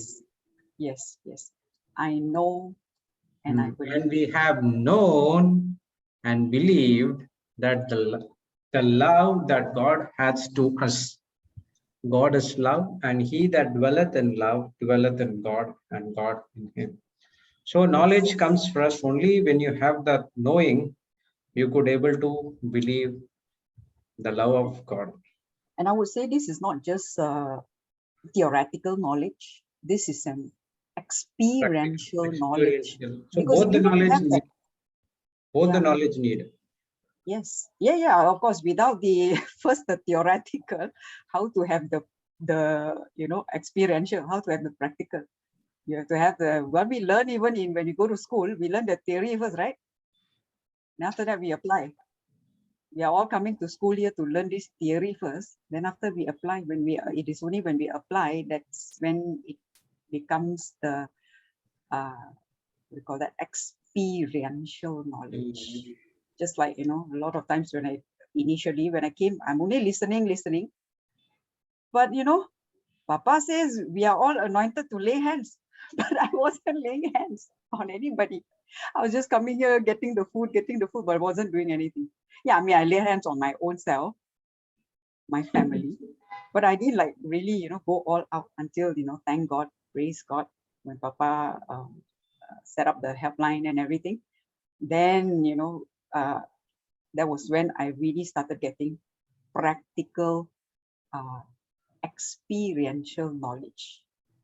When we start ministering, when we start sharing, yeah, I could see, the changes in people's lives. And you can see instant. What I really like is when the word is preached, it is the word that actually convicts that person. It's not about me laying hands on that person, but that truth itself, when that person starts to change the thinking, right? From the seen to the unseen, fear left, pain left, many times I heard fear left, pain left, congestion in the chest left. And I mean, these are the common things because, many times somehow God, thank God, because I had this desire to minister to people who were abused, broken through abuse. And many of the cases he brought to me was, this type of cases. I could see I did not pray for the person.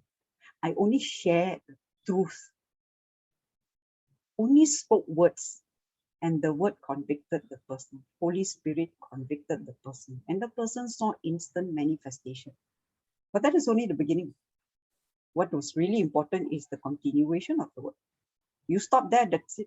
You're supposed, like what you said, right, Brother Jude? Was it yesterday? You said, easy to get the healing, but the other part is to maintain the healing, to keep the healing. That is the one that, a lot of us, including me, I would say, in the past, failed in that area. I thought, oh, I got my healing. That's it. Then, I took a slight, I use the word slight vacation.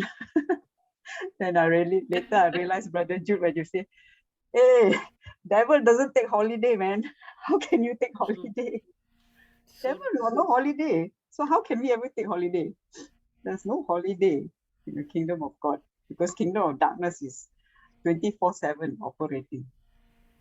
Yes. Praise God. And the kingdom of grace is also 24/7, because the current is there, right? The main powerhouse, the God who created the universe, the power is there in the whole of universe. But the only question is, are we tapping into that power? And I really, really like the second point. I must ask Papa on the first point. I'm so sorry. But I really love it when we speak about the tender, loving, God is full of tender mercy. his tender mercy, his loving kindness, his graciousness, because I have experienced this a lot in my own life. Everyone experienced that. Yes. That's what he says, that the mercy is new every morning. The degree of your experience, just like, remember this teaching that Sister Jocelyn did? The one who is forgiven more loves more. Remember this teaching? Yeah, it's not talking about how it's not talking about how much Jesus forgives. It's actually Jesus forgives everyone, no matter what you have done. But it is the degree of your realization. It is your realization, how much you realize he loves you.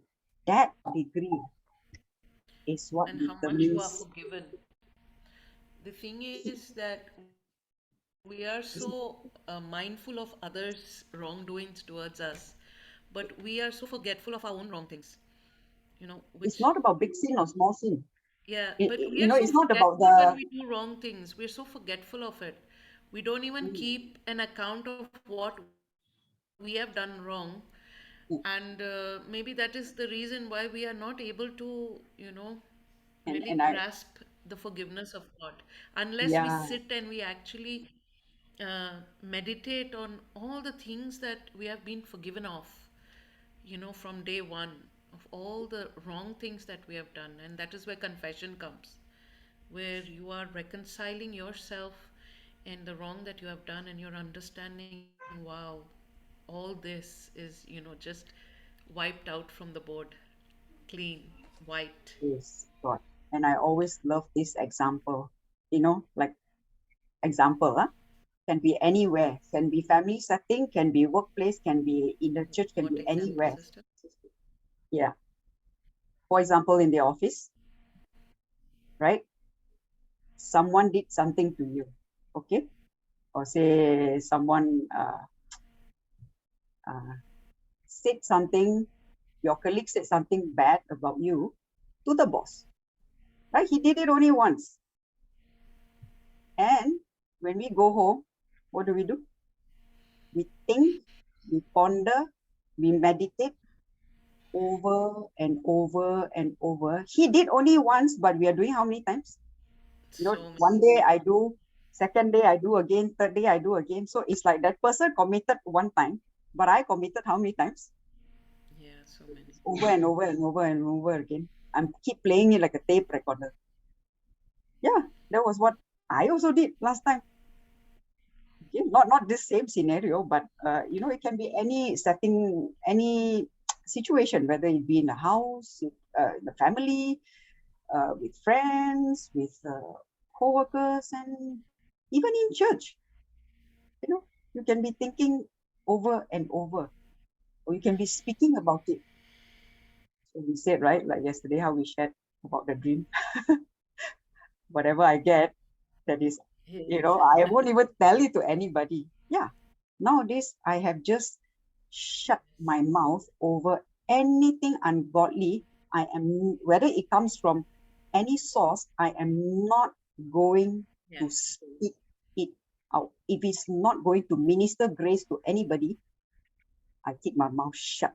Because what is spoken to A can go and, think and ponder and go and tell B, C, D, E, and so forth. Exactly. You never know. Even though, sometimes you will say, hey, keep this between you and me. Don't go and tell anybody, okay? Just between us.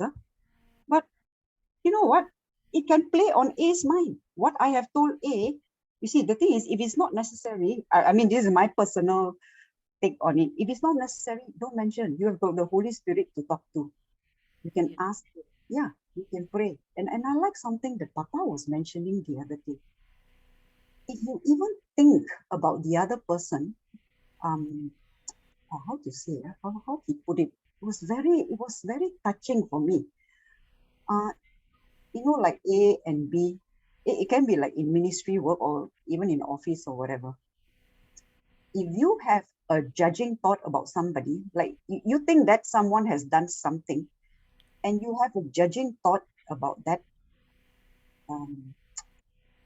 sorry, how he put it, the moment thoughts come and say that this person has done like this, like that, it is already like, a judgment on that person. I don't know how Papa puts it, I'm Yeah. sorry. But he puts it in a very nice way that give me an understanding. Don't judge no matter what. Even if you see the action is wrong. Only love, love, love. And even if you want to tell the other person to pray, this was something he said.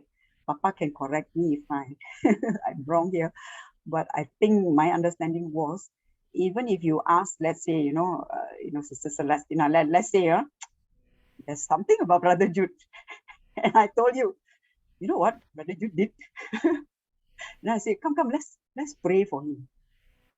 Even in that, you have to be careful. That thinking about Yes. him is already some kind of sort of like a judging thought. I don't know, Papa can correct me. I believe he's listening.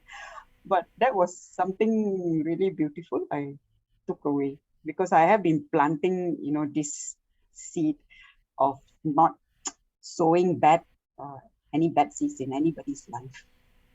Because I know how subtle the devil can be in putting thoughts. Sometimes you think you mean it well, but it can actually take you in the wrong direction without you realizing. I'm still meditating on all these. I'm still learning, and I really, really want to go deep into it because it's really, really burning all the corruptions in the mind, in the heart. Sometimes, because what comes out of the mouth is from the abundance of the heart, right? So we don't want those things to be there, and this can only come with the right teaching. I hope Papa will expound on that. and this is all about Jesus's tender mercy, his loving grace. I really like his gift of no condemnation. His gift of no condemnation, not just for this woman, but also, for every woman he treated, not just women, men included. Brother Jude will look at me. Not just women, but also men. Okay, but because in those times, in those days, women were kind of like, men were kind of like looked upon as more superior than women. I don't know. That's what I saw. Yeah, because if you are married and then if your husband dies, it's like you have no standing in the society of that time. Right? Women and the widow, right? That's what Jesus says. I'm your maker. I'm your husband. Your maker is your husband. So your maker is your husband. Isaiah 54:5, verse 5. Yeah. So, I really, really love this nature of Jesus, his tender, loving mercy. He is so tender. He is so loving. He is so gracious in every way that he, especially when I see him with how he deals with a woman, I don't know. I actually fell in love with him through this kind of gospel, how he treated women, how, the woman caught in adultery, right? He offered her a gift of no condemnation because if she was condemned, that's it. Gone is her life. Already she was shamed publicly. Imagine if, they actually stone her and everything. That's it. What kind of life she would end up with. Praise God. Did you get, were you here, Sister Celestina, from the beginning? I think I missed 15 minutes of Or the Mildred teaching. or whoever? Did anybody get the first point? All other co-hosts, you're not speaking. Message me that want to make co-host. So There is a question. I'm sorry, I'm only seeing this on the chat right now. There is a question here. I'll just read it. Okay. The question is about gossip. Gossip means talking about others, discussing others. So the moment these thoughts come, we just stop the thought, control ourselves, and pray about it. This is a question mark. Okay. I will just post it on the chat. Okay. Coming from anonymous. Okay. Question. Stop. There you go. I have a question, sister. It's about gossip, talking about others, discussing others. So the moment these thoughts come, we just stop the thought, control ourselves, and pray about it.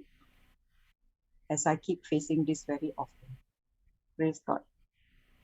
Any one of the co-hosts? Praise God. Yeah. talking about others. You want to share something? Yes, Sister Shanta, I see you unmuting. Not talking. What is this question actually? What is gossip? In other words, it's like, what this person is doing, the person stop the thought, control. Talking about negative about others. Yeah, control Gossip him is or about herself. negative and I would say, for me, understanding the love of God is key. if I have understood what God has done for me, if I have received that love and forgiveness, I, without realizing his love for each one of us, like forgiveness, how we forgive, I can only Yes. forgive through his grace. What is his grace? His willingness to use his power, his ability, his authority on my behalf, even though I don't deserve it. He forgave me even though I don't deserve it. Yes. So if another person has done that to you, God, the parable of the 10,000 talents. Yes. Again, what it's always back to that question: what other people do to me, I must first think of what Jesus has done for me, to Sister, me. but again, gossip it is something that might not even be true about the person. Yeah. So, in the first place, we mustn't even judge Yeah, that that's person right. because we are judging that person. We are talking about gossiping about that person wrongly.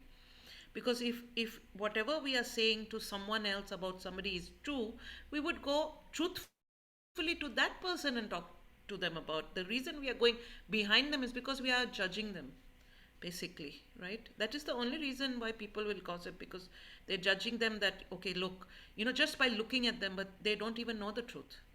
So I think it is the judging that needs to be first dealt with, not to be judging others, rather than It's, understanding that God does not judge us according to our sins. Praise God. praise God, Papa. Praise God, Papa. I did not go anywhere. I was sitting here and listening to all that you all were talking. Thank you, Jesus. And you all are good. So what were the 2 points we learned today? That Jesus is tender in his grace. Gracious. And that's why he makes this point that I have to go through Samaria to get this lady out of darkness into the marvelous light. 2, he is gracious, Yeah. where Hello. he is leading a Wait patiently, 1 minute, 1 minute, 1 minute. Sorry. What is that? from where he found her to where he wants to lead her. And now he has reached a place what he had started the conversation of giving the gift. And that is what had attracted her. So he is also tender in his gift, that he promised this woman that he would surely give her a drink of living water. And it was Jesus who promised her that this water that he gives would satisfy her right into the depth of her soul. And it was this desire that he had given her that attracted her, that she began to ask her for the drink. So, in other words, the drink that Jesus is talking about and the drink that she was all the time dissatisfied was that she had all types of relationships, whether it was physical, to satisfy her. Soul did not help her. It left her empty and thirsty. Even that having a relationship of a sexual desire did not satisfy her. Marriage relationship had failed 5 times to satisfy her. So the pleasure of sin, or the life in sin, failed to bring any kind of happiness in her life. And Jesus offered her an opportunity to go beyond all this and to find our everything, what she has been longing for or looking for. And that is what he wants to satisfy her with the drink of living water. Praise Now, God. go to the verse 13 and let's see the secret. Go Praise God, Papa. to the 13th verse of the lady's conversation with Jesus and see how Jesus is giving us a powerful secret over there. Up. You want to start a read? It's 1 John you put here. Oh, sorry. Praise God. Papa, Ah, can I just confirm what was the first point you actually gave? Because you say second point is tender.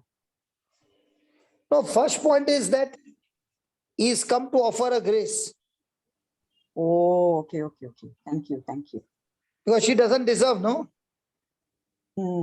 Correct. Second point is graciously, without condemnation, with respect, even though she doesn't deserve. He's leading her to the place from a stranger to who he is. Now tell me, if a woman is living that kind of a life, will that woman ever get respect from anybody? And this one is a Jew. The Samaritans are treated as dirt. Yes. But how is Jesus treating her? With grace, with tender loving mercy. Is he respecting her Yes. or condemning her? Yes. Respect. Respecting her. So let's see the secret now. Jesus answered. Come on, Jude, what happened to you? You were reading, so I was silent. Okay. Jesus answered and said unto her, whosoever drinketh of this water shall thirst again. But Then, whosoever drinketh of the water that I shall give him shall never thirst, but the water that I shall give him shall be in him a well of water springing up into everlasting life. so what's the secret here? One thing is that there are two kinds of water. Yes. One is The water in the well and what was that? and the water that Jesus will give. But what's the top secret?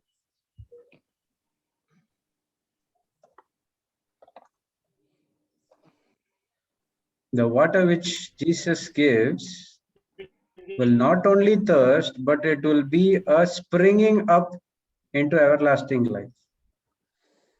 Which now that well of water will turn into a rivers of water. Correct. But what is the first thing?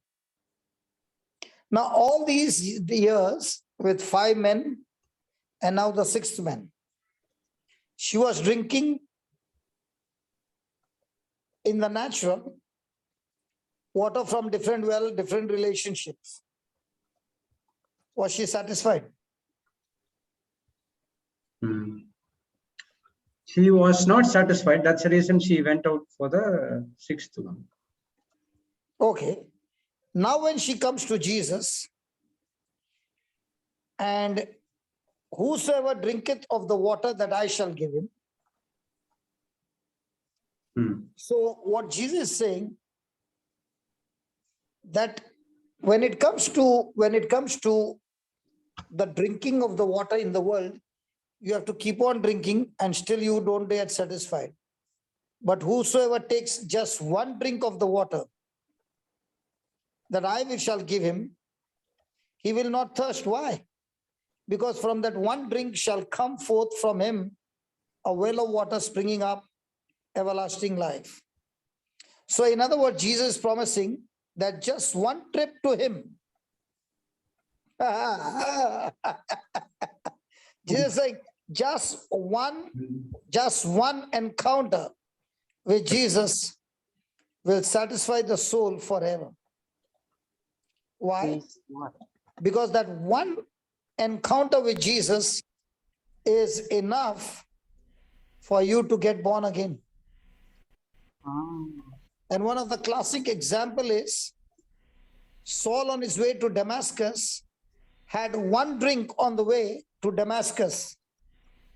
And he said, "Who are you, Lord?" What do you want? That one drink he got at the way to Damascus till his last breath, he never wanted any other drink that as a Pharisee he was enjoying. Mm. Are you understanding what I'm saying? Yes, yes, yes. Can you go Paul ahead? was a Pharisee. Paul. He had position, he had fame, he had power, he had authority, he had money, he had everything. Hmm. But when he got that one drink of Jesus, one touch of Jesus, his soul got so touched that he willingly left gave up everything, everything came back. to get that drink of Jesus, that after that you don't find him going back to his old office. He is completely changed, that now the well in him brought healing to his blind eyes when the scales fell off. He encountered the power in the name of Jesus, that without going for any more courses, Got that. Paul came out and preached that Jesus truly is the Messiah, the Savior of the world. Hey, hold on, Saul. Just 2 days back, you were persecuting the church. Yes. That drink opened my blindness. That drink took the scales off. Hey, hold on, Jude. Weren't you the same person who are in all these positions in the church? Yes. But I had scales all around. And now when the scales went off, I'm not interested in the position. I'm not interested in the name. I'm not interested in the authority. I have the authority in Christ that I can speak to the demons and sickness and they obey me. Amen. Praise God. So what had become a well where you got healed of your vertigo, now you don't need well water anymore, because now it has become rivers, and that's why you are sitting over there and multiplying into YouTube, into Facebook, into WhatsApp, this, that, and the drink is now flowing all around. So one touch, you are crying to your wife and saying, "I got vertigo, I don't know what to do." And she came and gave you the book and said, "Take this and drink it." How can this book solve my issue? I said, "Drink it." And you took that first drink. I am the body of Christ. Satan, you have no power, no place in me. That one drink, what did it do? Changed everything. Uh, Changed everything. After that, it's and only. then how many times did your wife tell you, "Drink, drink, drink"? What did you tell her? Foolish lady. Praise God. Praise God. That time you were smart, no? Thinking that I was smart. But I Why was you were not smart? not at all. Huh? And she looked so fragile and she said, "Go, man, go. What you're talking, you know who I am." Now what happened after the drink? Eyes opened. Why is it that now, even though there is an offer for you, that you still after this drink don't want to go back to work, because you want to be in this? And then now when you're doing the CRM, there are other people who are coming and giving you all technical knowledge. In there, you're not saying, "I don't want the knowledge. I want the knowledge. But after getting the knowledge, okay, we'll give you a job." No, I'm not interested. I got a better job, rivers of living water. Amen. Praise God. Amen. Yes. Amen. Now, how many drinks did he give you? Only one at the beginning. And that drink, what he gave you, you got such a drink of your life that all your life, how many bars did you drink? Talk, man, talk. This is all about the Samaritan woman, not you.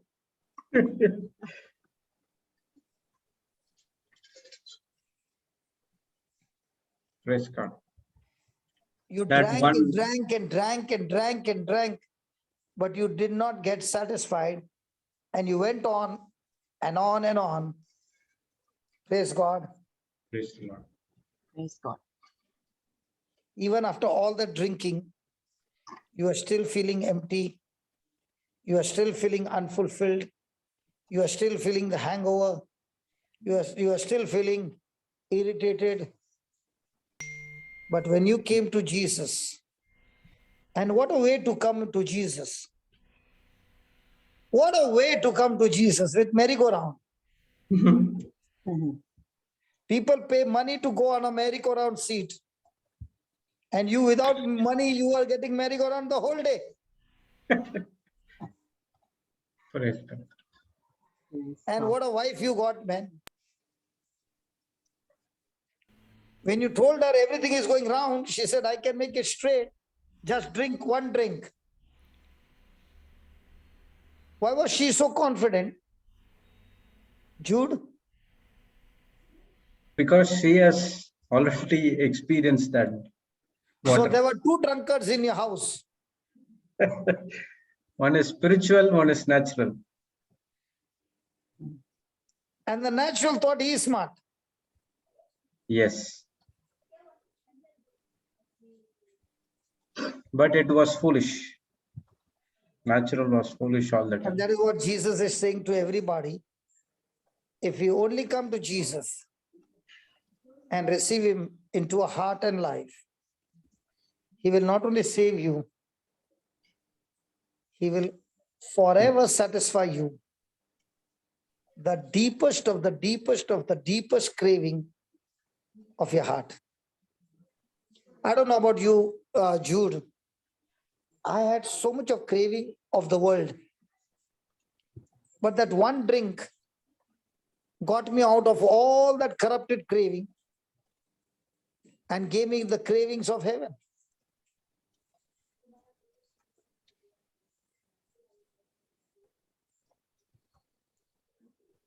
Yeah, Papa, right. So now the question is, Jude, honest answer, okay? Mhm. Honest answer. You had the taste of both the wells. Yes. One well is the bar. The other well is the drink that comes from the scriptures. Word of God.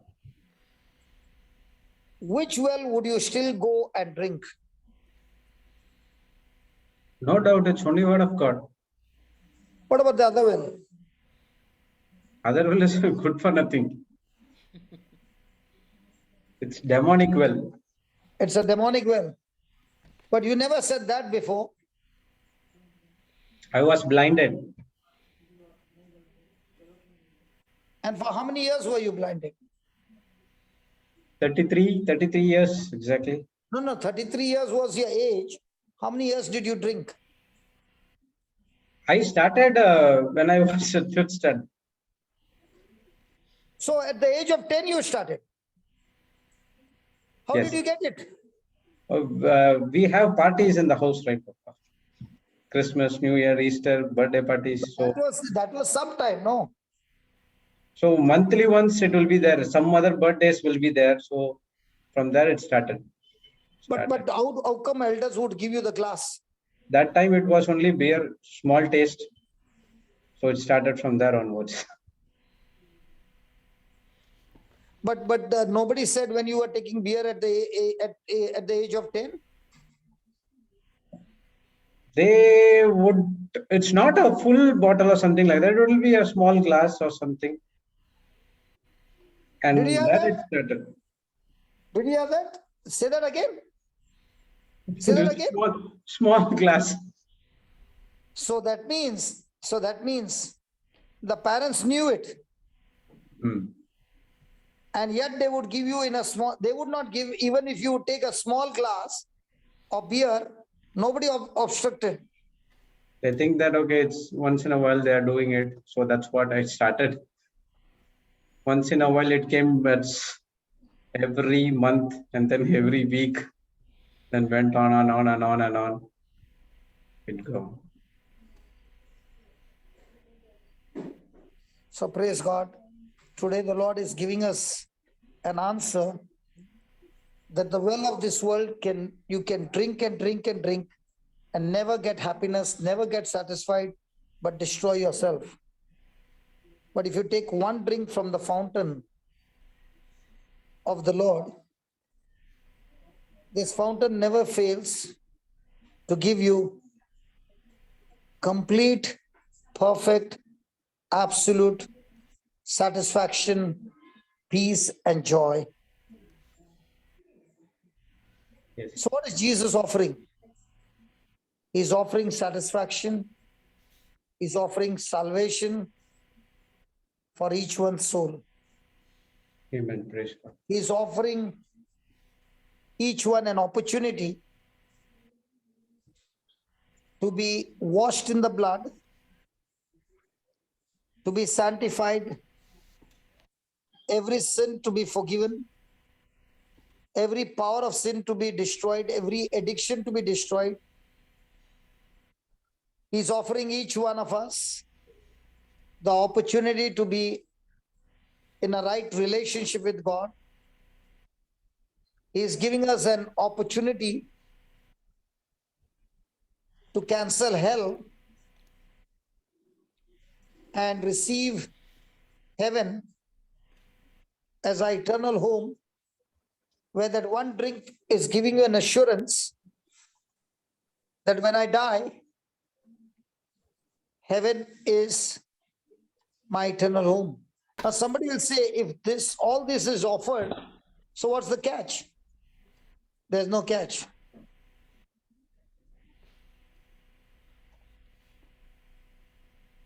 So what am I supposed to give in exchange for this?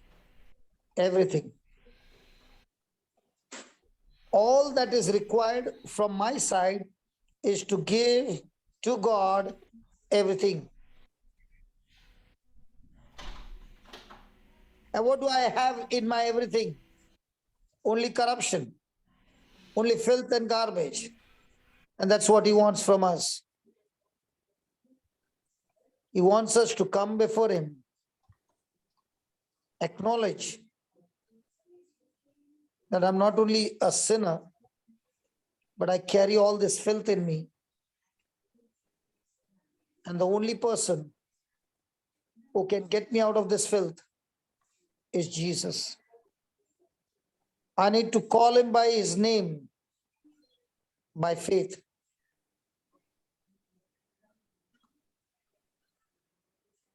And it is only by believing in Him that He took my place on the cross and He died on the cross. He died as a substitute for me, but His death was the payment for all the punishment of my sin. The Lord wants me to believe that this payment has been paid by Him. And He wants me to accept all that the Bible speaks on the basis of faith. And if I do that, I will not only experience salvation, I will find His love, His satisfaction, satisfying my soul. The attraction of the world will lose everything, no more gripping me, because the love of God that surpasses all understanding is guarding my heart, guarding my mind, making me walk on the path of righteousness, bringing salvation and satisfaction to the full. And this is exactly what Jesus was offering to that woman at the well.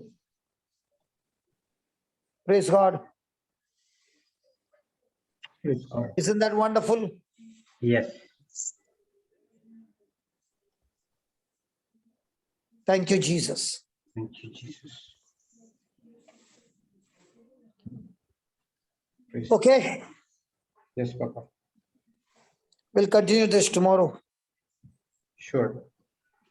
Tomorrow we'll see what happens when you drink this living waters. What is the change that takes place by drinking this water?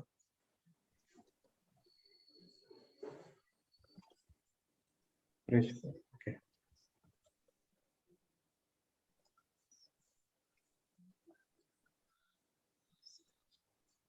Praise God. Thank you, Papa. Thank you, Papa. Thanks, Baba. You all can continue. I'm just going to the next class. Okay. Praise God. Thank you, Jesus. Just continue and just go a little deeper. I just gave you the outline and then close the class. Okay. Okay. Thank you. Thank you, Papa. Praise God. Thank you, Praise God. Jesus. Now we can see you, sister. You know what? Praise Remember God. what Papa talked about in the morning? I mean, earlier on when he started the class? Wrong setting. You know what I did? I plugged the wrong wire. I had two wire.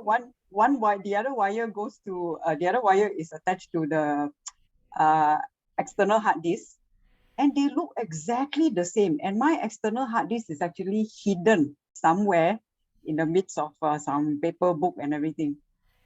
So I couldn't see. I was actually taking the wrong wire and connecting to my notebook, to the laptop. I was connecting, pulling out, putting back, pulling out, putting back. So many times I was doing it. It wasn't working. I was kept scratching my head, wondering why. And then when I traced the source of the wire, I saw, my goodness, I was plugging To in. say that whether you plugged in the right wire or not, this Papa came, so I just went off. Praise God. This is what Papa said in the beginning about the setting. Right settings. Yeah, you don't get the right setting. That's it. So And then as many at times we also Just like in our the life. life, yeah, when we go and plug into the wrong settings, we Setting. will not see. You get the Everything will wrong be black. outcome, the wrong that's why results. you couldn't see me just now, right? Wow, this is God teaching me practically. Praise God. Yeah, Praise it's so God. true. So true. Thank you, Jesus. And sometimes we're just sitting and wondering what's going wrong, what's going on, what's happening, and we don't even know. And we can see that everything is going wrong. It's just the settings are wrong. Yeah, wrong setting. We need See, to. no matter how many times, right? I actually took it out many times. I was doing. It's the right wire. In my mind, I was thinking, it's the right wire. How come it's not going? Every time it's going. I was checking, nothing wrong with my camera. I even looked at my camera. I said, my camera looks perfectly fine. I kept taking out, putting back, taking out, putting back. A few times I was doing. I said, okay, never mind, just leave it. And then after a while, I don't know, must be the Holy Spirit. Oh, Brother Jude's prayer. Check the connection, check the wire. I saw, oh my goodness. It's so close, it's there, it's within my reach, and yet I put the wrong setting. I took the wrong, I got connected to the wrong wire. I connected the wrong wire. Can you see what I'm trying to say? Yes, Connected, yes. getting connected to the wrong kingdom. That's Behind why you. we see our life all black. True. Yeah. And in God's kingdom, sister, everything is working in a system. If we not put the right word and we say we are not going to see. Oh, praise God. It should be Unless according we to the don't word go and and change that wire, there'll be no changes. We can't sit and say everything is going wrong and look at it. Unless we don't yeah. go and do the correction, change the wires to get the right result. Very often people sit and say, okay, it's going to happen. It's just going to happen. It's not going to happen unless you go and make those corrections. That's when you see those supernatural results. Yes. Praise And, God. and you know what is the deceiving part? Just now, okay, I'm talking now physical, but you can actually connect it spiritually. The deceiving part Yes, is yes. it looks exactly the same. Let me show you. This is my external. Okay, I don't know whether you can see. Can you see? Yeah, I can see. Because I'm putting Yes, blur. Okay, I bring yeah, it near my face, then you can see. Can you see? yes, Yes. The jack is yes, exactly the same, exact, identical. Isn't that what the devil does to it? He disguises himself, yes, right? And he gives you something that looks so similar, but it's actually not. It's so yeah. similar. It's in And disguise. it'll make You you know? think like everything is Yeah. you're doing You think everything it's right. So why you is think it it's going right. wrong? You know? Yeah, but why is it black, right? Excuse me. Yeah. I mean, thank God, thank you, Jesus, thank you, Holy Spirit. This is God, uh, thank you, um, Jesus. it's an analogy for Practical myself. example. Praise God. And for us, all of us, Thank you, sister. Jesus. Thank you, Yes, Jesus. yes. And don't you get frustrated sometimes? You say, I'm putting the right thing, right thing. Why is it not coming? Don't that question arise? Yes, I'm, yes. Yes, I yes. mean, I actually thought I was doing the right thing, I'm doing the Yes. right thing. How come I'm not seeing the result? And if you leave it at that, you'll be pondering for days on that, I've Mm. done the right thing, but, it's not fair. It's not fair. Why is everything going wrong? And you know what? I could have just opened my mouth and asked, Lord, why isn't the camera coming on? I could have opened my mouth and asked. And you know what? I didn't. Praise I God. didn't. I kept taking the wire, putting in, taking out, putting. I mean, I thought, I thought it was just some kind of loose connection or something.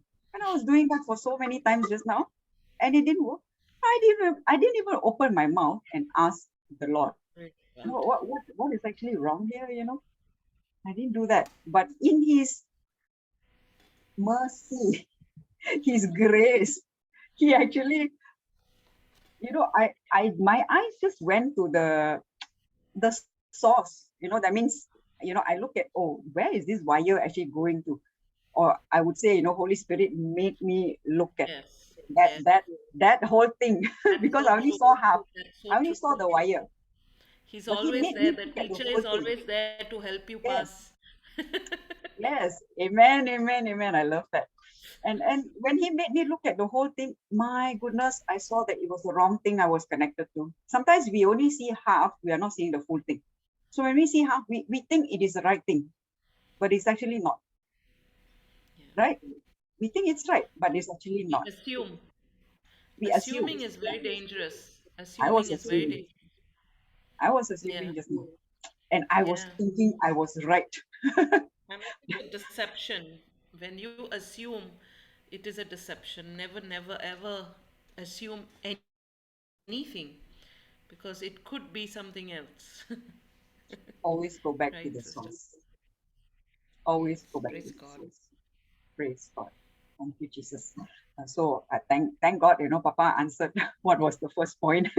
Grace, grace. Yes, We were talking yes. about grace, but In we fact, the didn't. first time also, even I didn't get it the first time when he repeated it. The second time when you asked again, then I got it.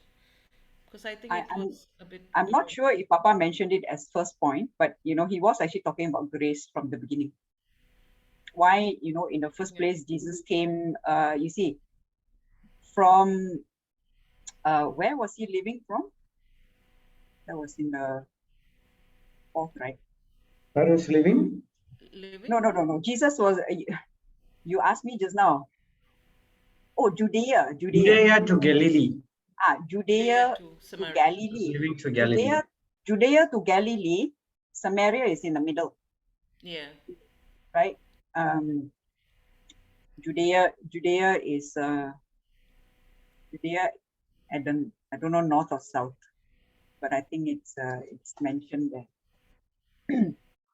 But anyway, Wherever it is, but he's yeah, going. but it's a 2 point, Judea, and Judea and Galilee, it's 2 point. Yeah. Judah is the southern kingdom. Sorry. Yeah, correct. So Judea is at the bottom, at the south, and Galilee is at the north, and Samaria is in the middle.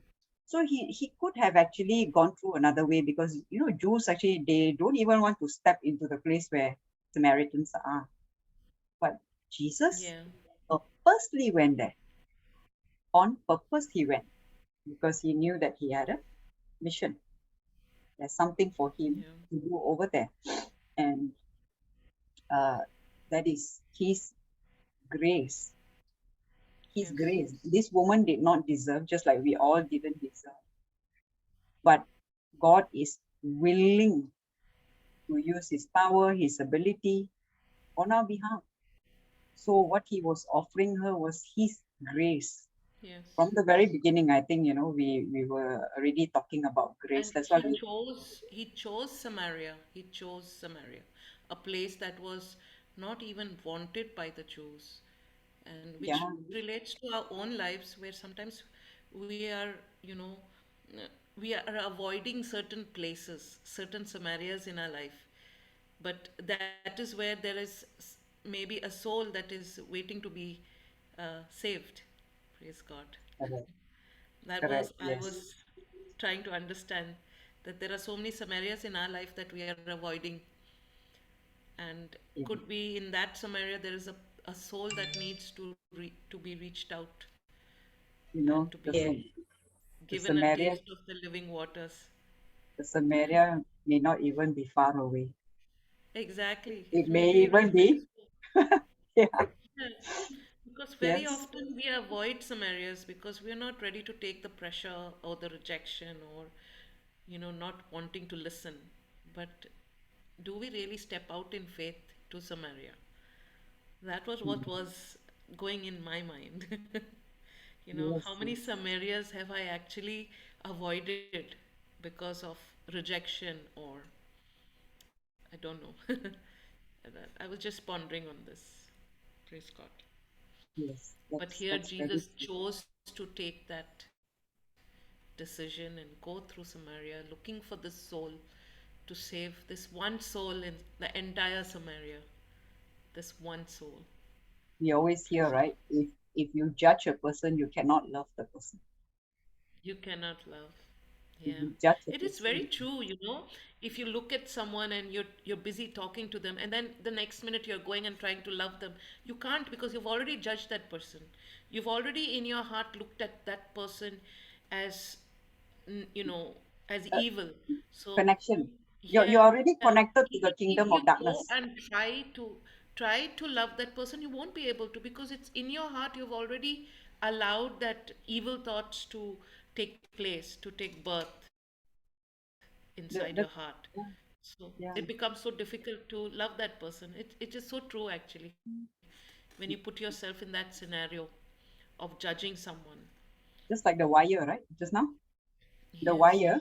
And I got you get connected to the wrong kingdom. It's dark, right? You saw just now, I was yes, sitting here, but it you was couldn't dark. see me. It was all dark. So Yes. so when we are in darkness, can we actually see light? No. No. You can't, unless you go to the source. To the source. You need to go to the source. You Yes. can't see the light unless you yourself go and switch on. The light is actually, the switch is there all the time. It Yes. takes you to go and switch it on.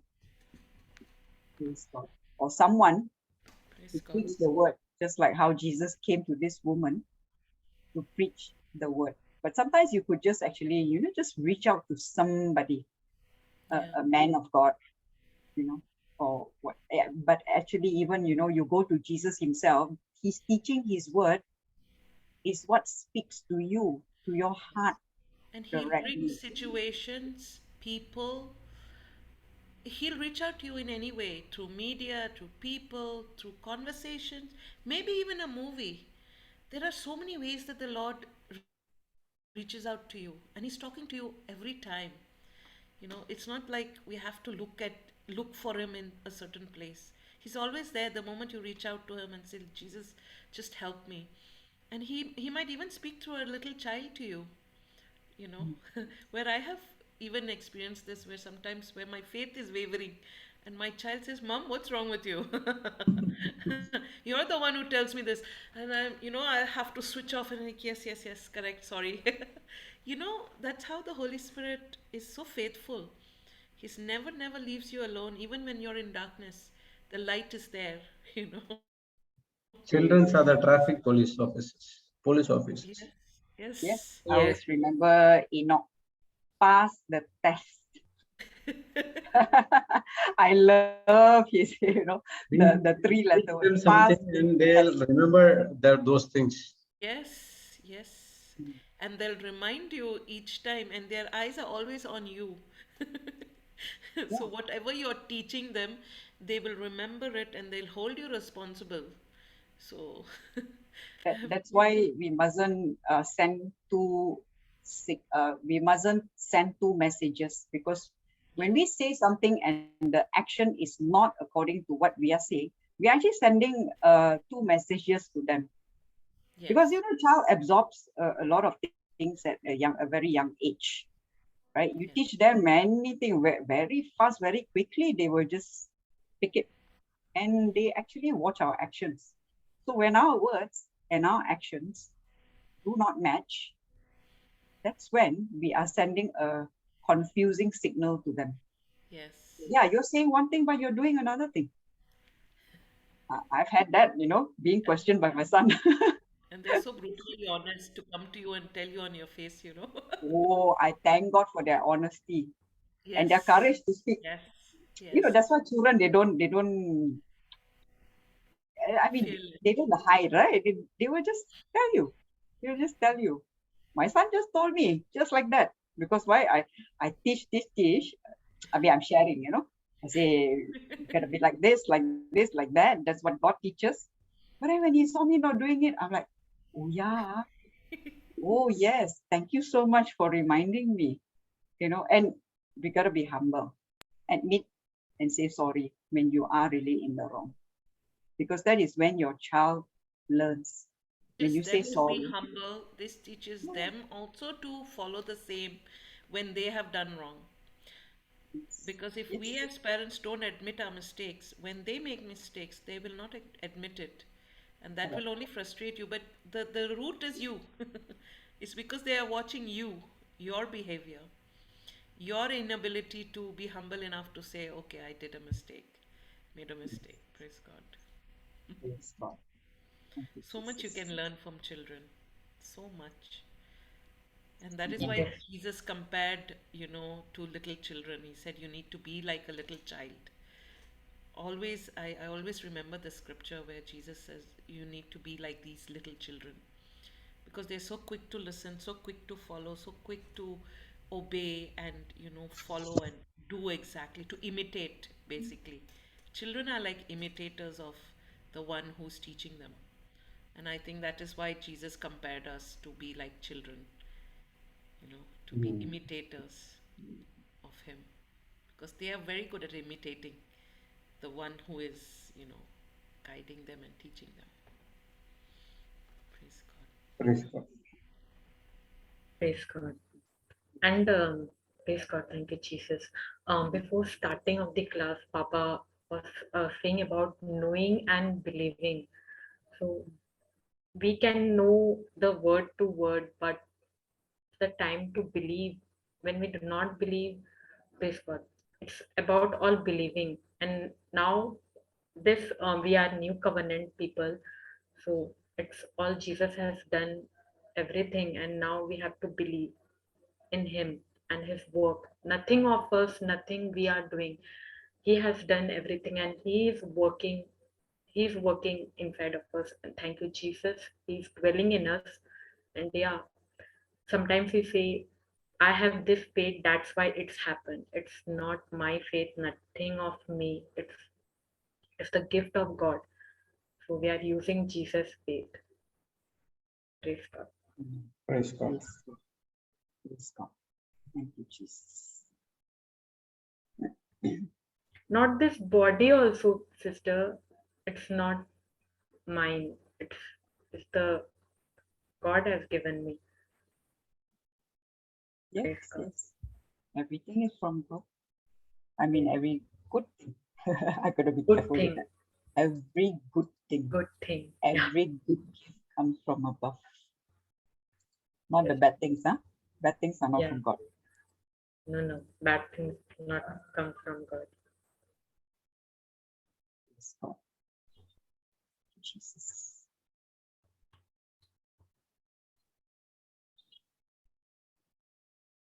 Praise God.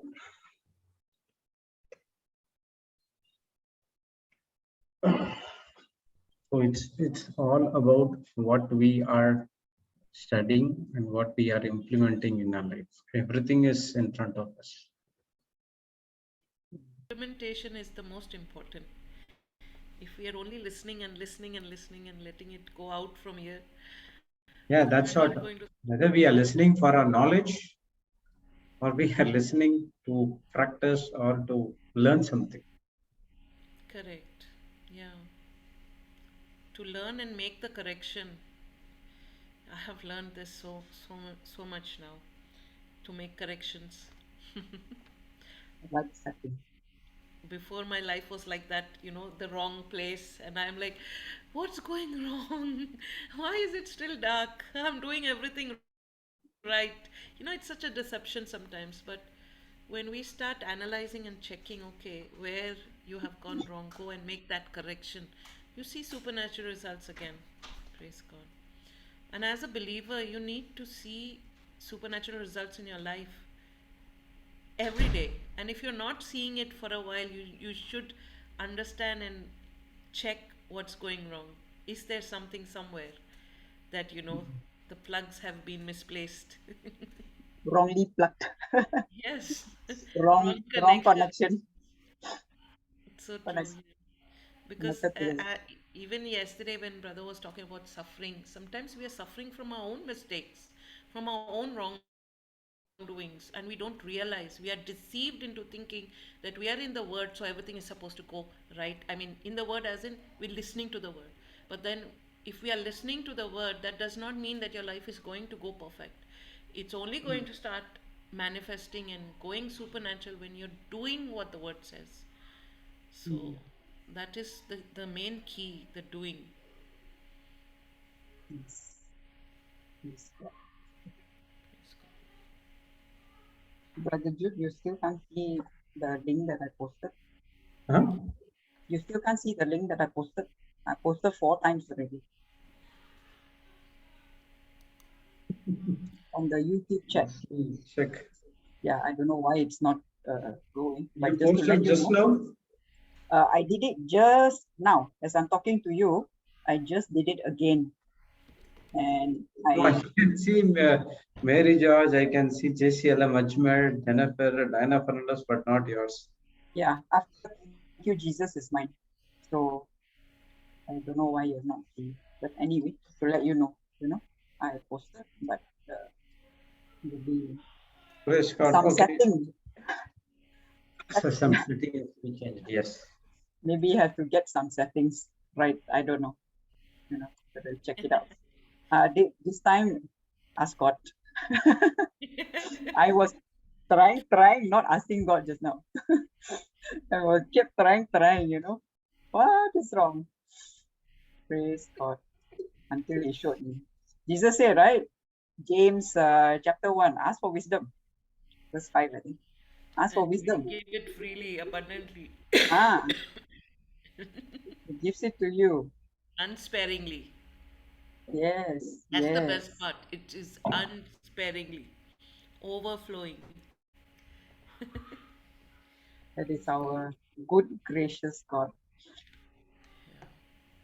Praise God. Only thing Okay, is, quick He isn't announcement. able. And we like to start to send back the notes again in the emails. So apologize. Unfortunately, we misplaced the emails. I mean, it's not we, it is I who misplaced the emails. So I am sorry for that. So if you can send me your emails to me or Sister Jessie through WhatsApp or through chat in the window, it would be easy for us to get it again. And Again, we will be sending the notes starting from 2021. Okay, last note it was strongholds, and after that we will be sending it regularly. So please, either you can send in this chat, or you can send me or to Sister Jessie.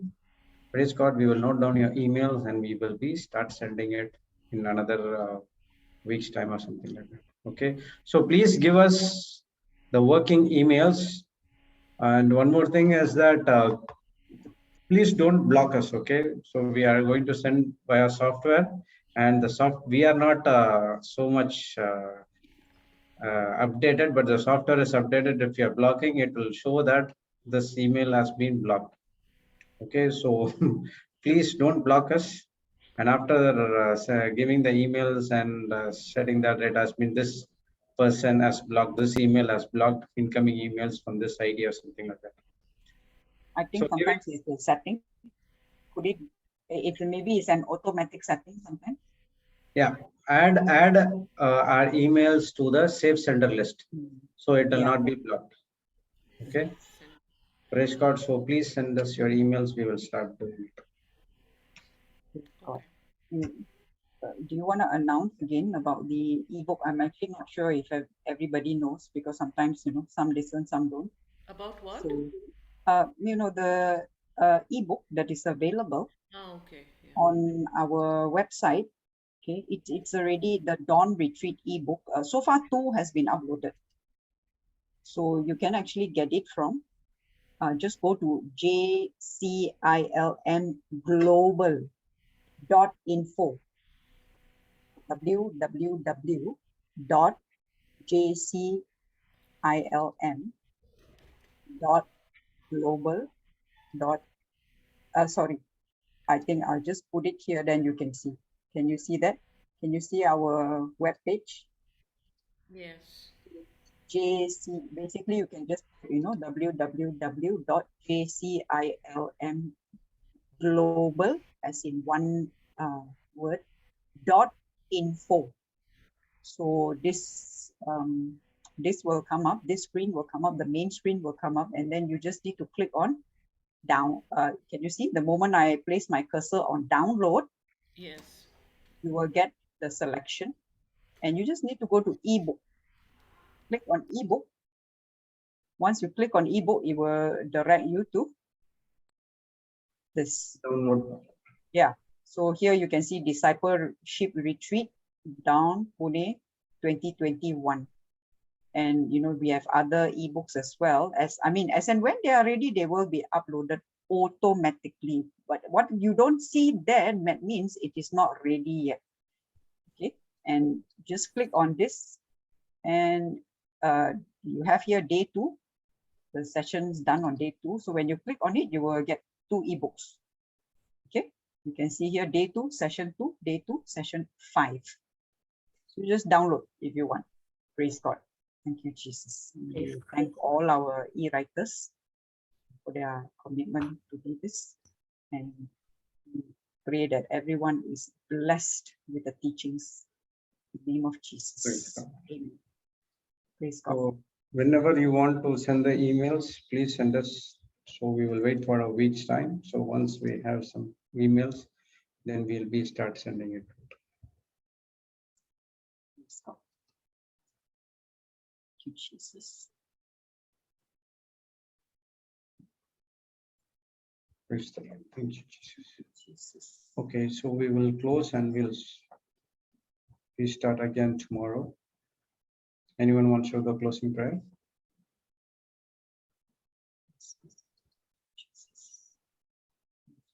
Sister Jessie?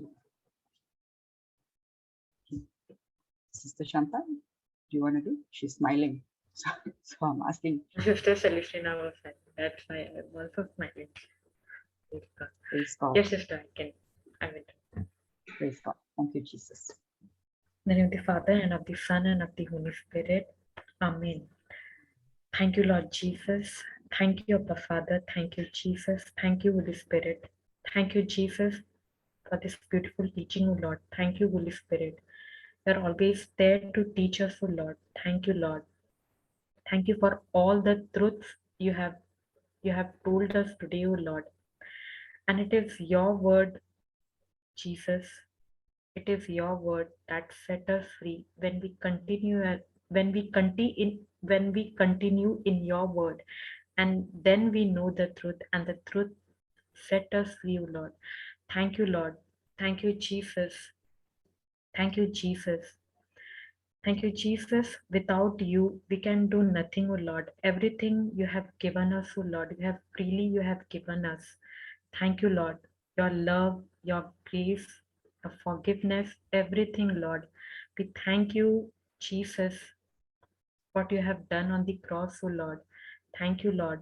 Thank you, Abba Father. Thank you, Jesus. Thank you, Holy Spirit. And when we are continuing in your word, O Lord, we are knowing you, and it's building a relationship with you, O Lord Jesus and Abba Father. Thank you, Abba Father, for loving us so much, O Lord. Lord Jesus, we thank you that you never judge us.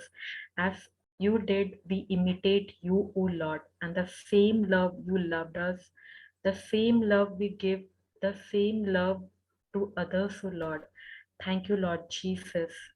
Thank you, Jesus, that now you are dwelling in us, O Lord, and your love is flowing to our body, O Lord. Thank you, Lord Jesus. It is your love, O Lord Jesus, is flowing into us and each one of us. Thank you, Jesus. Thank you, Abba Father. Thank you, Jesus. Thank you, Holy Spirit. We thank you, Abba Father, for Papa Johnson, Sister Jocelyn, Sister Marina, Brother Jude, Sister Jessie, and all the co-hosts, and each and every one of us, all the JCILM family, and all the others, those who are preaching your word, O Lord. Thank you, Lord. We thank you for all the warriors, and we thank each and every person, O Lord, because we all are your children, O Lord, and you are a heavenly Father, O Lord. Thank you, Abba Father. Thank you, Jesus.